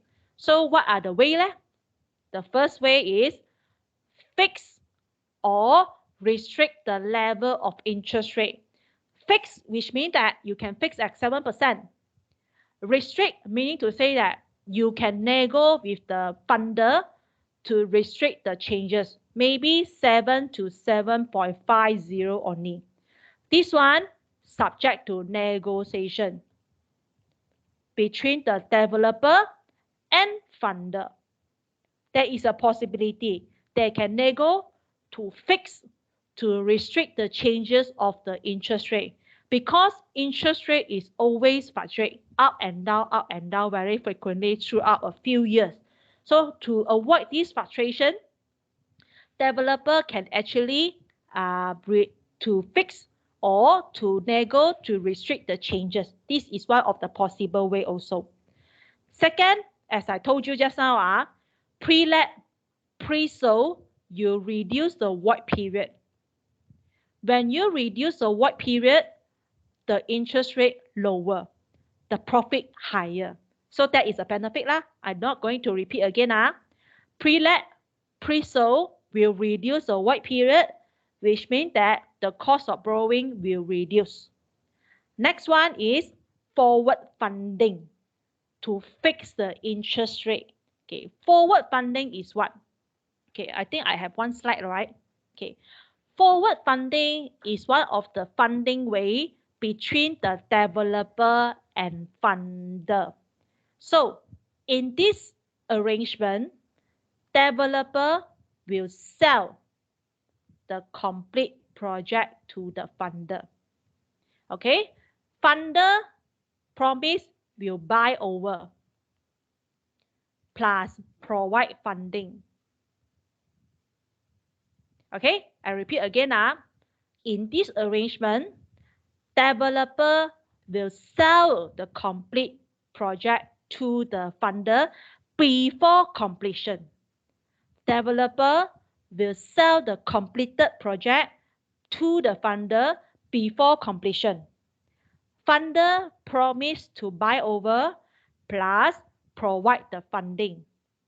When the developer sell the completed project to the funder, indirectly, developer is passing the risk to the funder. Okay, when the developer sell the completed project to the funder, indirectly, developer is passing the risk to the funder. Risk higher after that for the funder, risk lower for the developer. So, of course, in this case, the risk lower for the developer is because developer now got someone to buy over already, so you no need to worry lor. So the risk lower here is developer job only to complete the project. Okay, developer job is only to complete the project within time and budget. Because already got buyer okay, and normally funder here will be long-term funder. Long-term funder such as EPF. Okay, why EPS is long-term funder? Next week I explain okay, you jot down first Okay, funder in this case will be long-term funder EPF. So developer risk is lower because the whole project taken over by the funder already Developer no need worry about the tenant already because not his job already. His job is just to complete the project within the time, within the budget. That's it. Because funder already buy over. Then, of course, the risk for the funder is higher in the future. Why? Why funder risk is higher? Say, for example, now is 2021 So I want to sell to EPF. EPF, I want to sell to you. The rental I estimate is 500 per meter square. Today 2021 August. But we know that this project will going to take 3 years. After 3 years, 2023, there is a possibility the 500 will increase to 600. If increase to 600, happy lah. Who happy? Funder happy lor. If the rental increase to 600, the funder happy. But if the rental, let's say right now because of COVID 4 to 300 who will bear the risk? The funder lor. Okay, the funder will bear the risk. Okay, forward funding is not disposal cost. Forward funding is a financial arrangement. Okay, funding arrangement I will talk about next week. Okay, be patient be patient. Okay, so where am I already If the rental 4 to 300 per meter square in the future, the funder will cry. That is the risk. Okay, that's why here the risk is higher in the future because the rental may up, may down. So of course, funder will bear higher risk. In order to lower down the risk at the beginning, of course, funder not so stupid just buy over everything Of course, with some what? Condition, terms and condition. Before I buy over, Mr. Developer, I got a few terms and conditions before I buy over. The first condition is you must pre-let first. You must pre-let to certain percentage. Say for example, example only it's not fixed one you pre-let to 40%. That is the first condition. The second condition is your project must be viable. Viable in the sense that the rate of return is high. That is a viable law, and the demand is also high. So that's why these are some of the conditions will be requested by the funder. Pre-let is a must. Pre-let is a must. Then the project must be viable, demand must be higher. Then only the funder will take over. Funder, of course, not so stupid just buy over everything They must have what? Terms and conditions to reduce the risk in the future. So how to reduce the risk? Just now I already discussed with you is what? Pre-letting correct or not? So this is a way lor. So in that case, developer will lose autonomy, lost the opportunity. Lost autonomy, which means that funder now is the king. Funder now is the owner. Funder got the voice. Then the funder can influence the decision making. Because now funder take over, buy over everything already. Funder is the owner. Funder can actually influence the design, influence the whole project. Because funder is the owner, got decision making. So they can actually introduce new spec, new requirement, new design, this and that. So the developer no choice has to what? Listen, no, because funder now is a client, So that's why lost autonomy already. Okay, lost opportunities means what? Lost opportunity, which means that 500 if increased to 600, funder will happy lo. Developer will cry lo, because developer already give up the good opportunity to the funder. Give and take lah. This is what I say the economic concept trade off lo.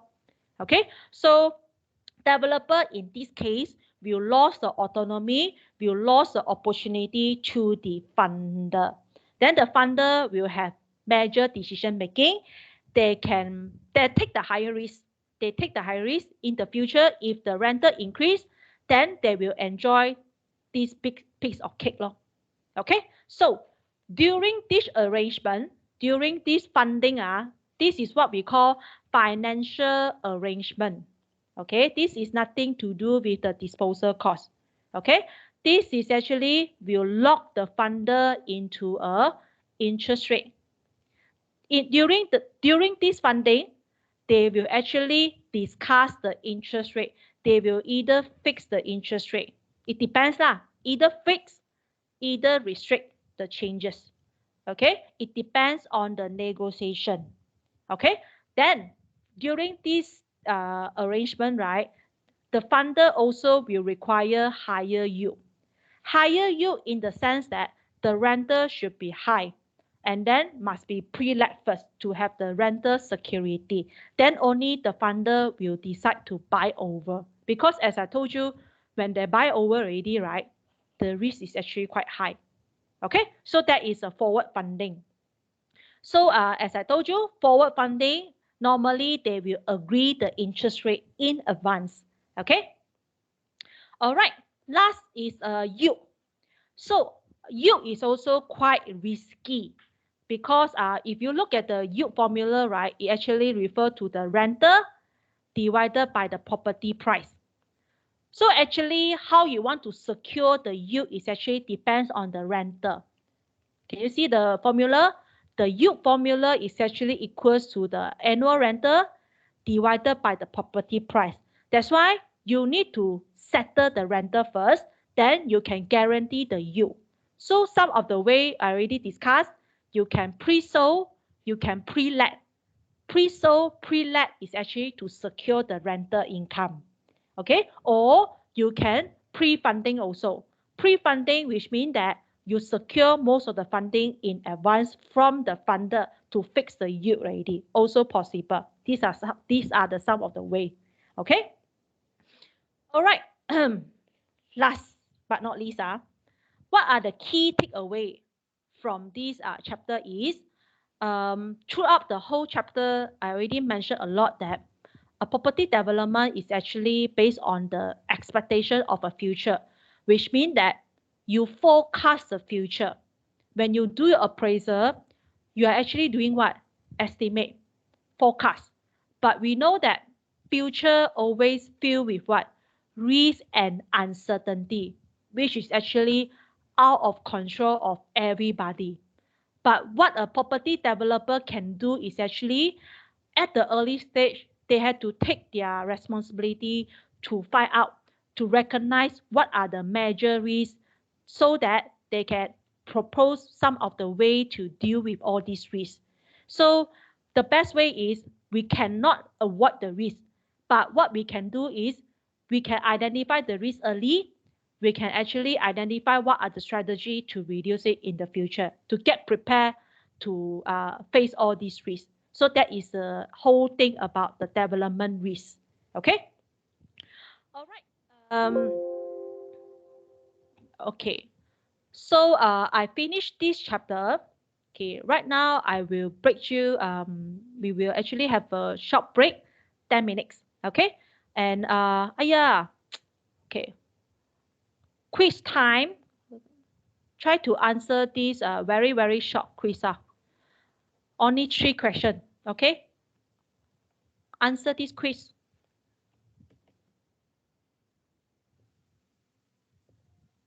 Okay, answer this quiz class, very short quiz, only 3 questions. Okay, so I will see you back at, what is the time now? 10:15 now. Okay, have a short break. See you all later.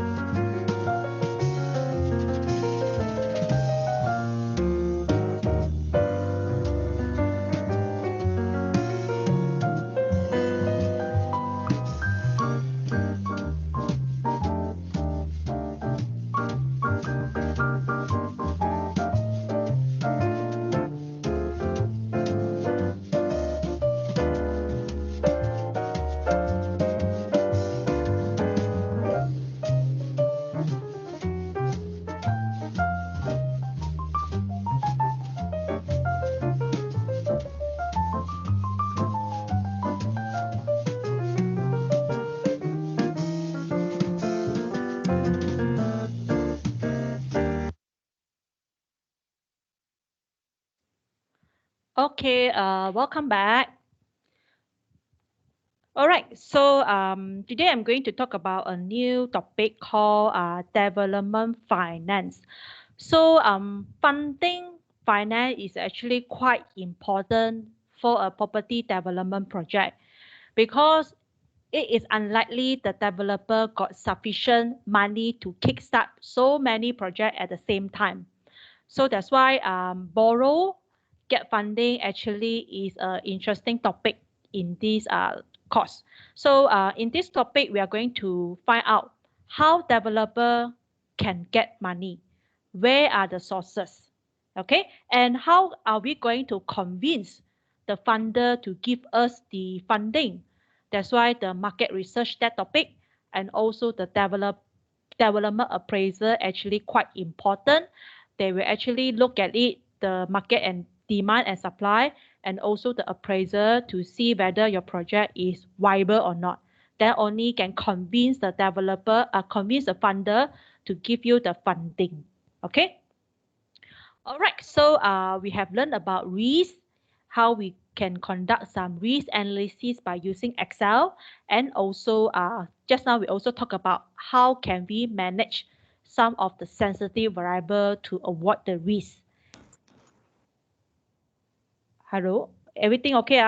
All right. So today, upon completion of this chapter, you will be able to understand what is the role of the funding. Why is it so important to get the funding in the development process? And you also will know that there are several types of finance.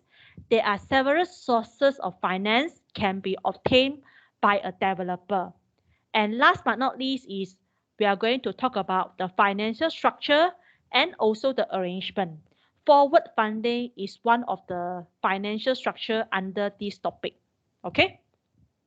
So generally, the topic will be divided into who are the borrower, what are the type of the fundings, where can we get the fundings, the sources, and what is the typical development structure, the arrangement between the developer and funder.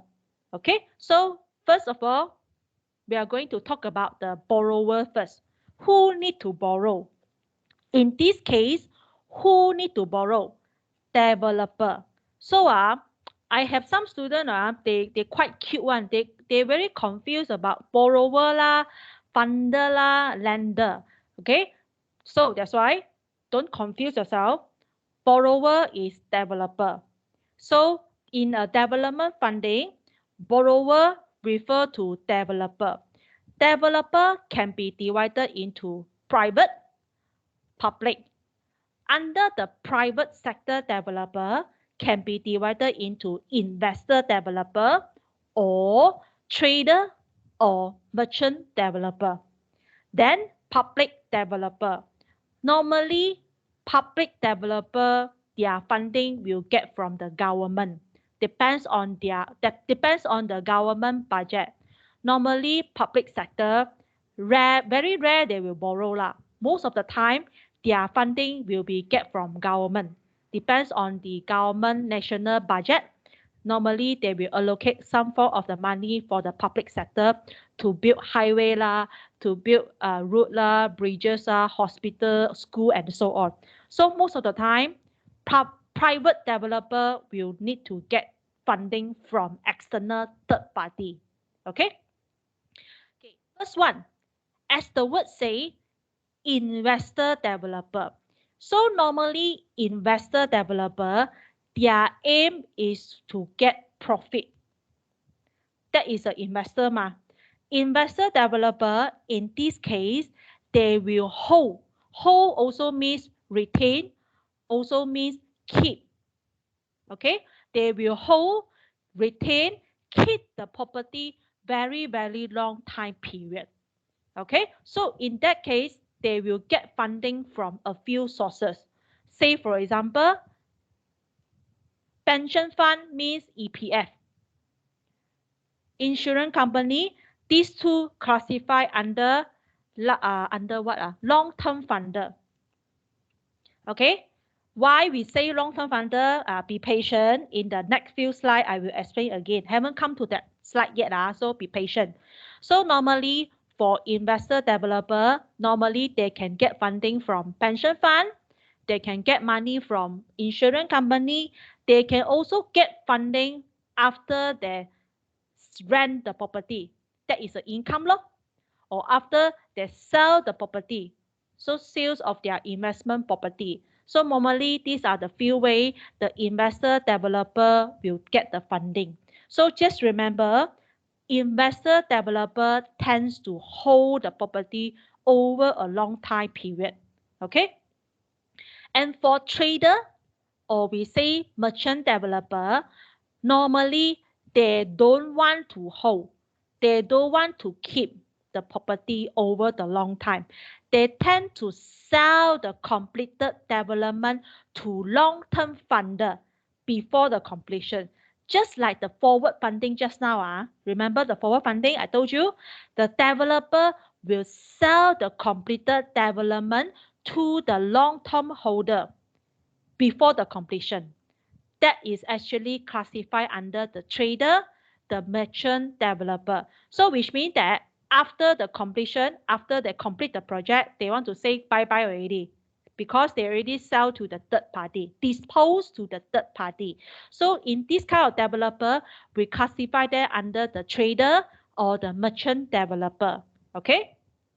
So different developer, no matter investor or the merchant developer, they need to get short-term or long-term finance. Short-term finance, normally I will classify under working capital. Working capital. In Chinese, we call 资金.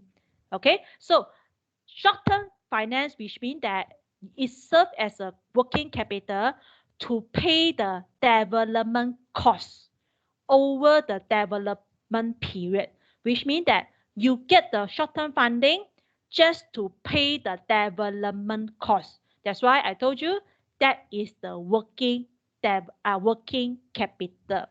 Okay, and long-term finance is actually repay the short-term borrowing and loan, and either realize their profit via selling or retaining the property as an investment with tenant.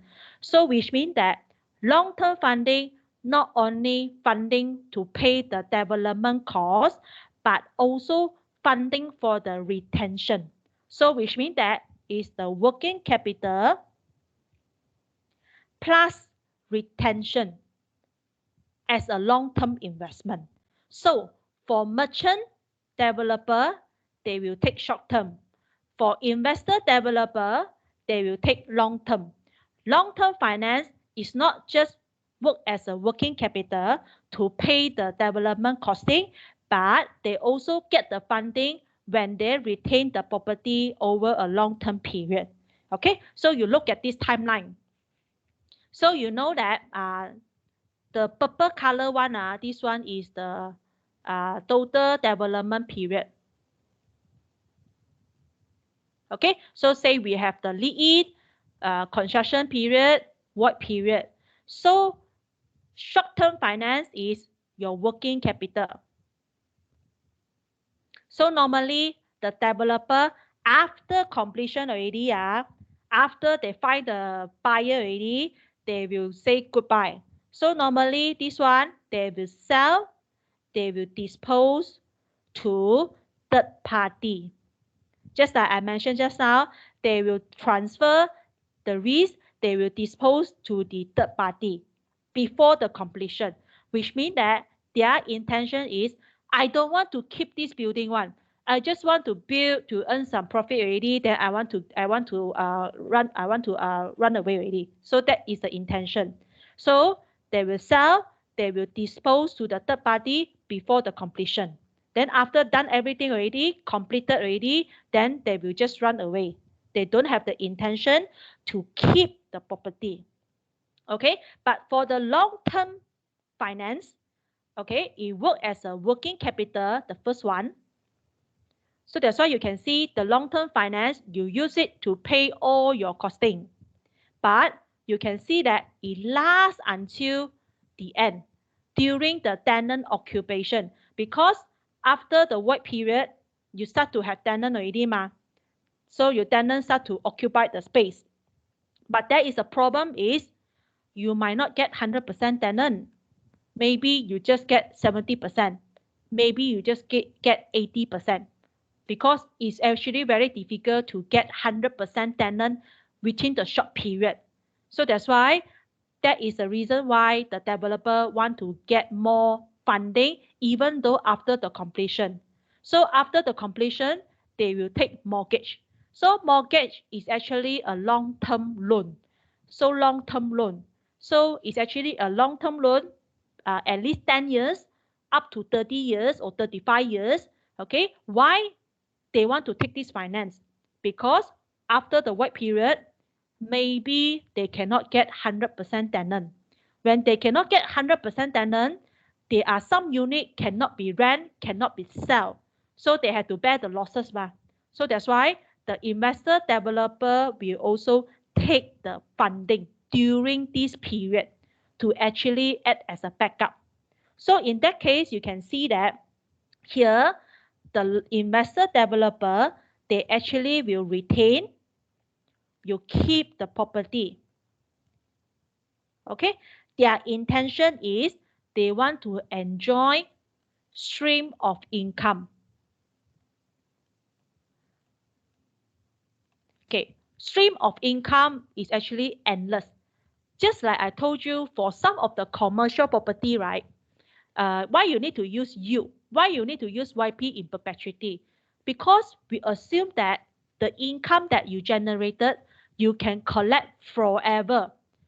As long as the building is still there, you can enjoy the income forever. Even until you die already, the building still there. Somebody can take over to enjoy the income forever. That's why that is a stream of income, endless, and we say continuous. Okay, so that is the intention of the investor developer. Their intention is they want to retain the property over a long-term period because their aim is to enjoy stream of income because the income is endless, continuous. So that's why during this unknown period, normally they will take mortgage because there is a tendency they might not get 100% tenant occupation during these periods. Okay, so that is a purpose. They get finance even though after the void period. Okay, so in that case, you can see that short term, long term, I already explained. So this is the total development period. So when you buy that piece of land, you get land loan. When you kickstart the construction, you need to get construction loan.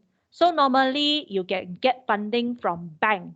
The bank will actually help you to finance, to buy the land, to finance for the construction period. So during the void period, right? During the void period, you will get bridging loan. What does it mean by bridging loan? Bridging loan come from the word bridge. So you know the purpose of construct the bridge or not? So the bridge is actually construct for you to cross from A to B. So let's say this is a river lah.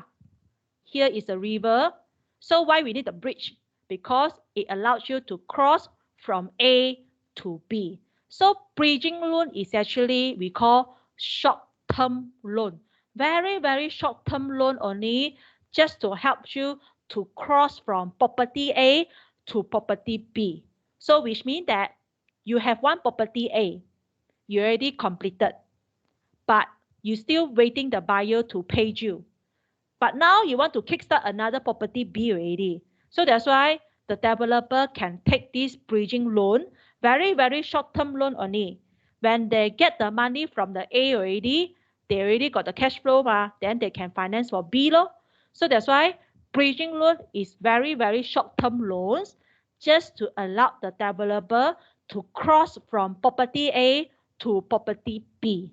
So normally, who will provide bridging loan? So bank law, insurance company, they are also quite interested to provide the bridging loan, very, very short-term loan only. And last but not least is during the stabilized occupations. So which means that during the tenant occupation, they will take mortgage. So when they need to stop mortgage is until the profit is stabilized, until most of the unit are rent, most of the unit are sold. So stabilized already, they will stop the mortgage. So normally, who will provide mortgage? Bank, insurance company, pension fund, they also will provide this kind of mortgage. Okay, so these are some of the overview for you how developer can get the funding, whether they can get short term, whether they can get long term. Okay, and there are some differences for residential and also commercial property. Residential, as I told you, when you prepare the development appraisal, it's based on selling price. Correct or not? Based on selling price. Because residential property, usually developers sell to the owner occupier. Very, very rare, very, very rare, developer will rent the residential to the owner occupier. Very, very rare. Most of the time, they will sell. That's why when you prepare the appraiser, residential property, that part you need to base on selling price. Okay, so say for example, Sunway, they will sell to, let's say, Pauline. So Pauline is the owner.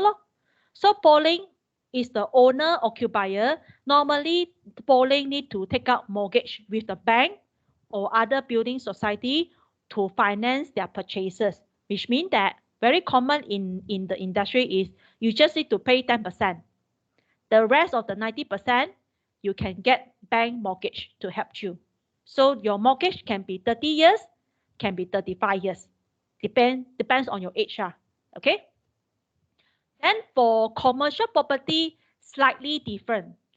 Although owner-occupier do exist, often occupier owner are separated. Okay, what does it mean like this? Okay, say for example, Sunway develop Sunway Velocity. So Sunway is the owner. Okay, so Sunway develop shopping mall. So in commercial property, normally they will keep it. Because as I told you, commercial property, there is an endless, there is a continuous of income. Most of the developer, they will try to keep it. So they keep already, they will rent to, let's say, Jasper. So Jasper will rent the unit, maybe to sell char kway teow, who knows? Okay, so Jasper is the occupier. Owner still is Sunway, but Sunway will rent to Jasper, maybe will rent to Charles, maybe will rent to Kelvin. So Jasper, Charles, Kelvin, they are the occupier. So very often, owner, occupier, they are separated. Although owner, occupier, which means that Sunway can become the owner, Sunway also can become the occupier, which means that they build themselves, they rent to themselves also. There is a possibility lah. But most of the time, it's this scenario. Sunway build, rent to Jasper, Charles, and Kelvin. So very common, owner, occupier are separated. Okay. So a commercial property developer, they will purchase the land, construct the building. So they will use the short-term finance as their working capital.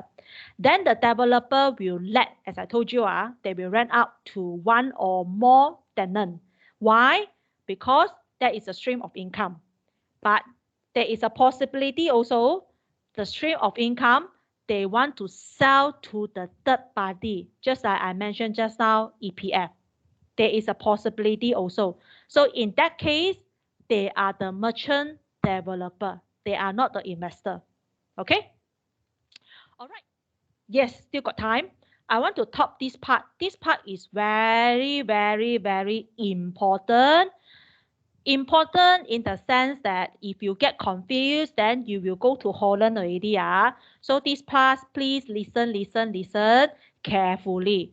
Type of development finance.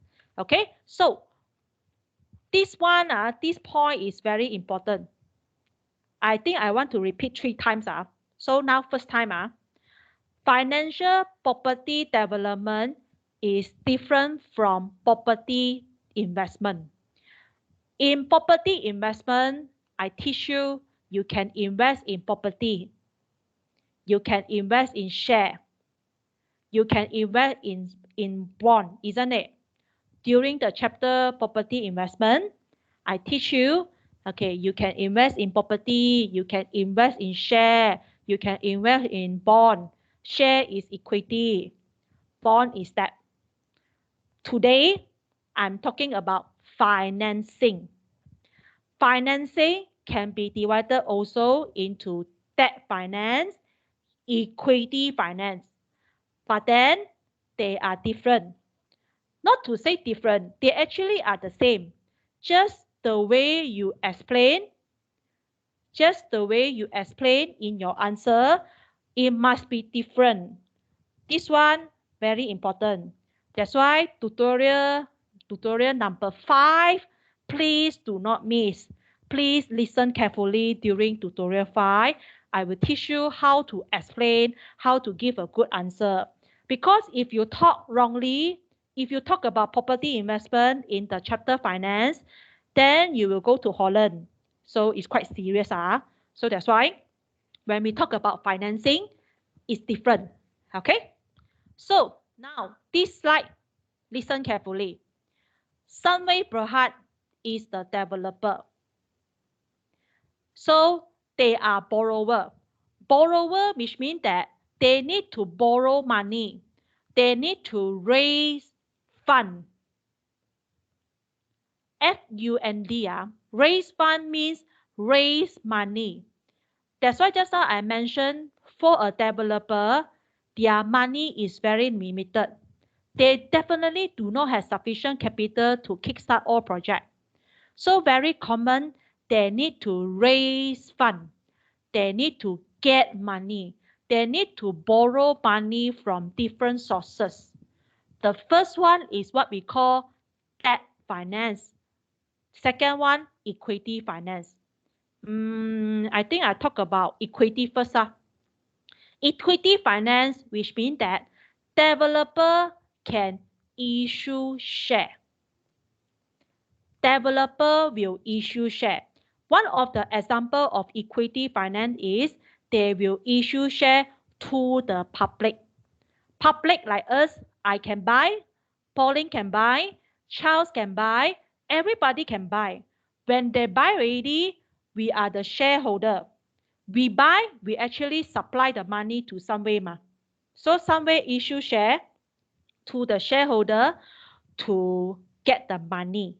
So when they issue share, Sunway need to pay dividend.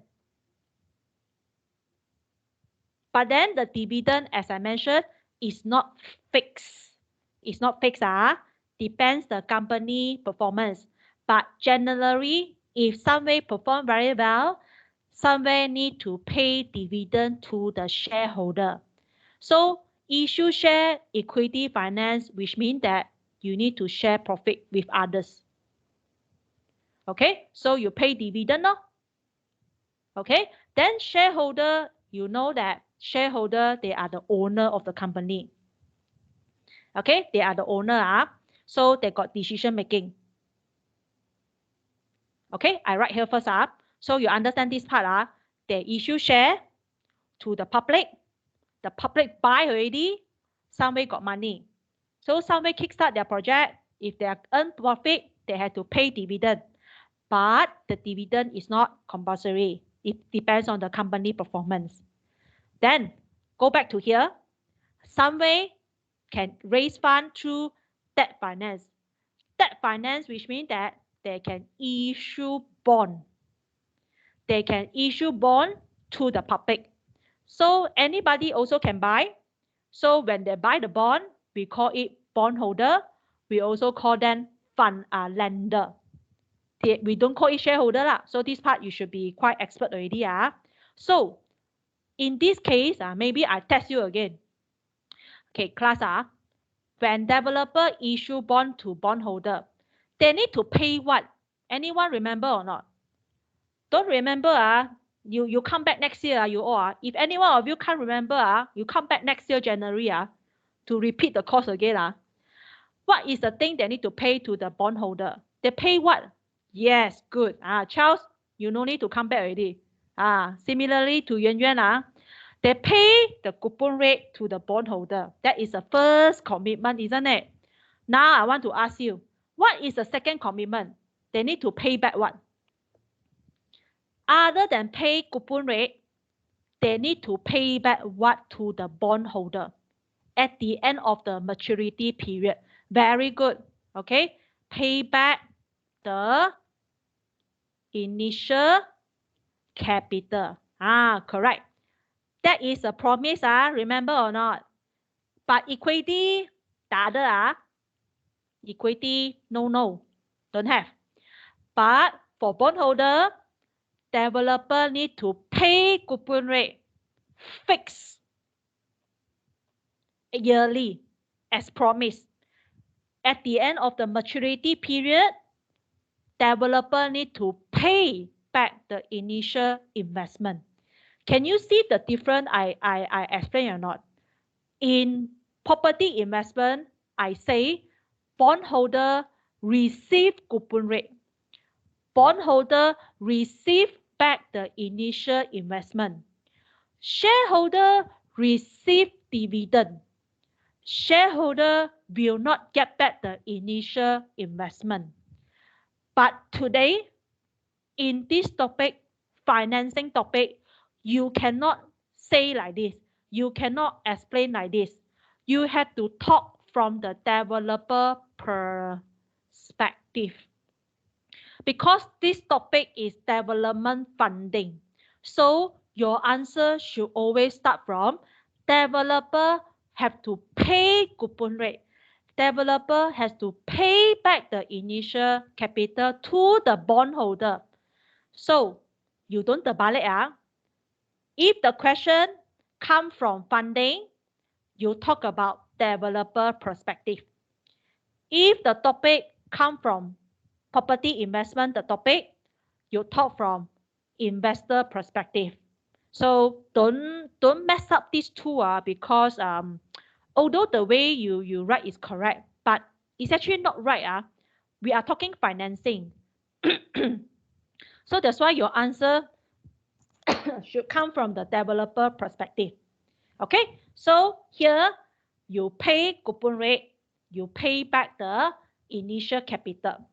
So I would say that debt finance is less risky for developer.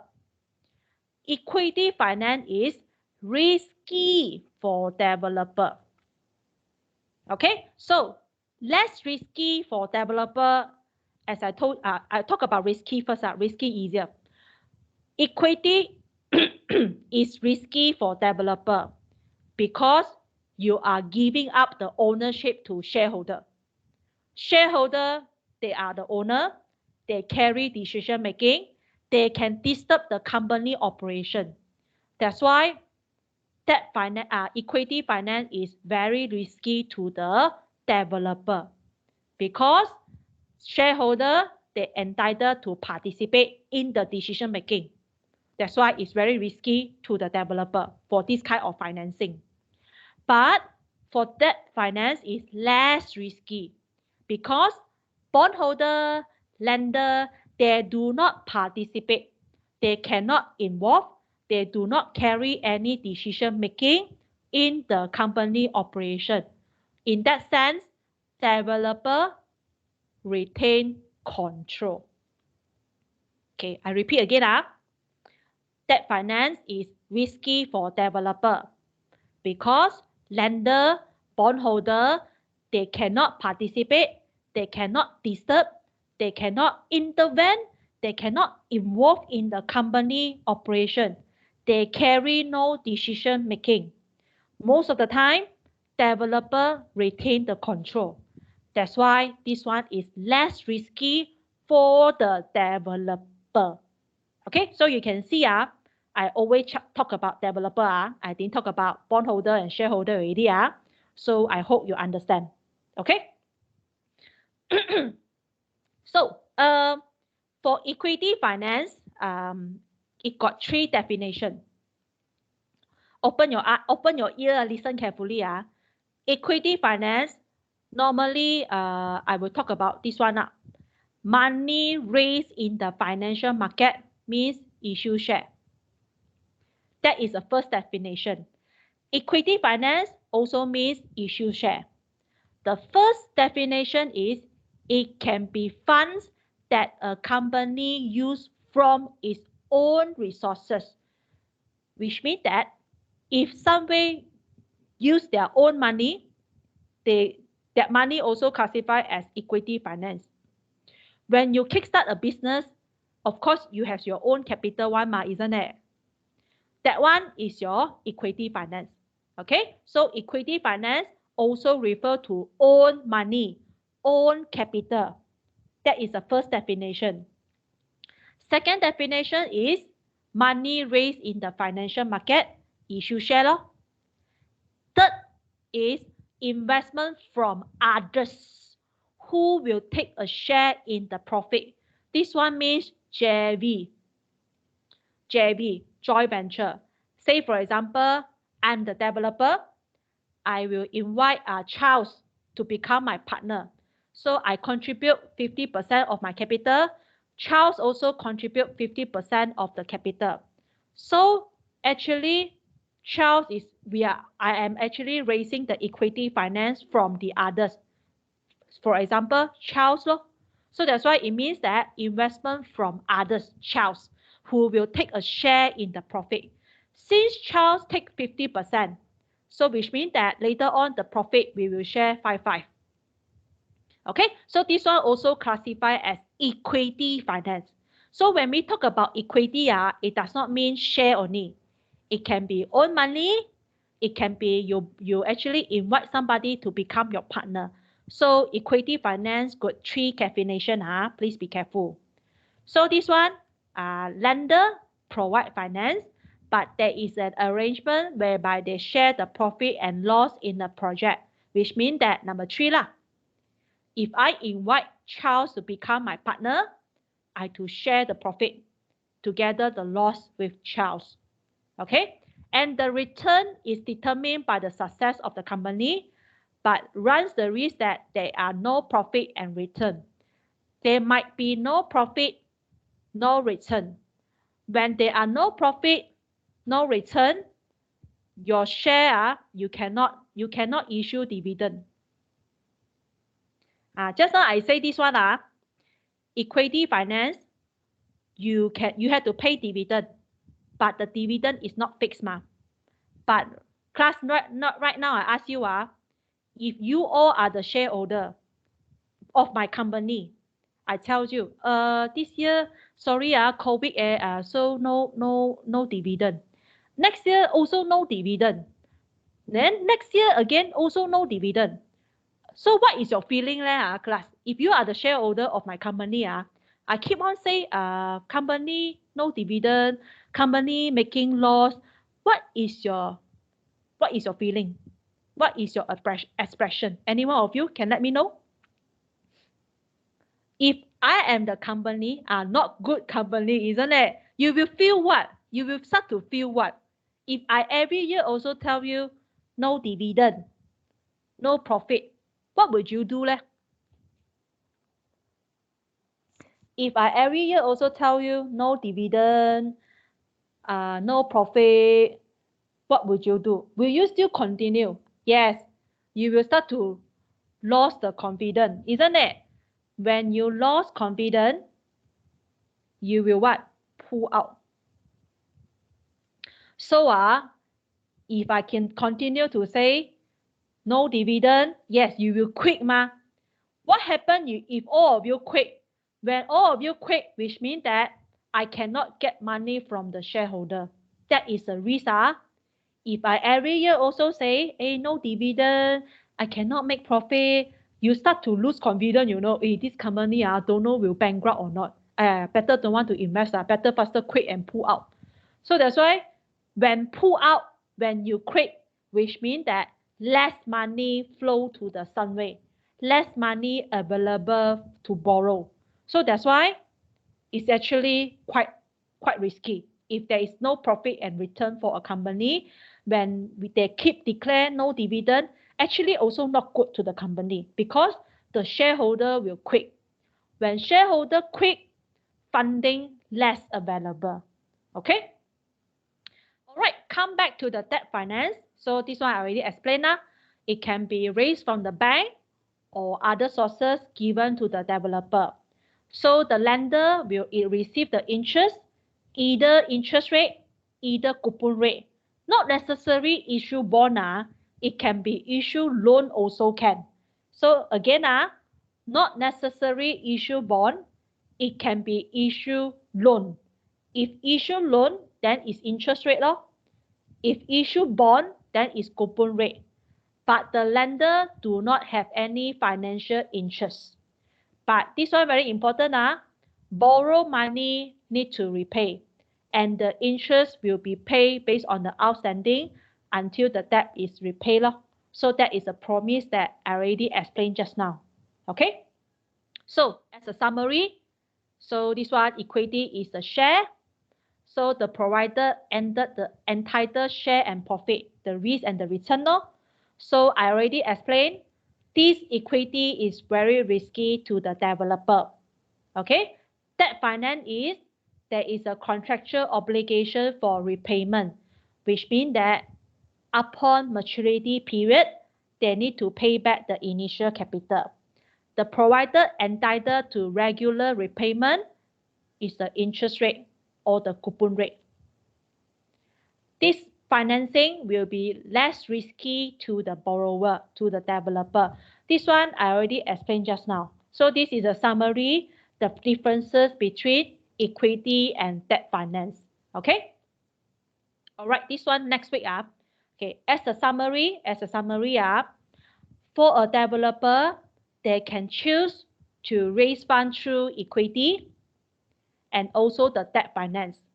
So very common is a mix. It's a mix.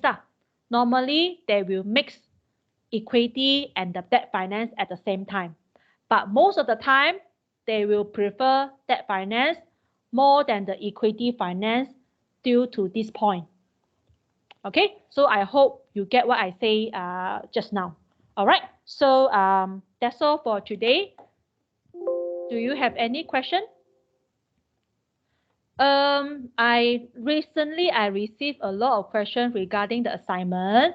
So please let me have some time. Okay, a lot of message I need to read. If I don't reply your message within 2 days, because I'm scared overlook your message. So feel free to remind me again if I didn't reply your message within 2 days. Okay, so if you have any question, feel free to ask me. If I didn't reply you within 2 days, please remind me. There is a possibility I overlook your question. Okay, so that's all for today, class. See you again next week. Thank you. And please don't forget to join the talk. Okay, attendance is compulsory. And I will begin the class first. 8 o'clock until 9 o'clock. Then you break half an hour to join this talk. This talk is very, very good. Please join. It might help your final assessment, I hope. Okay, so thank you, class.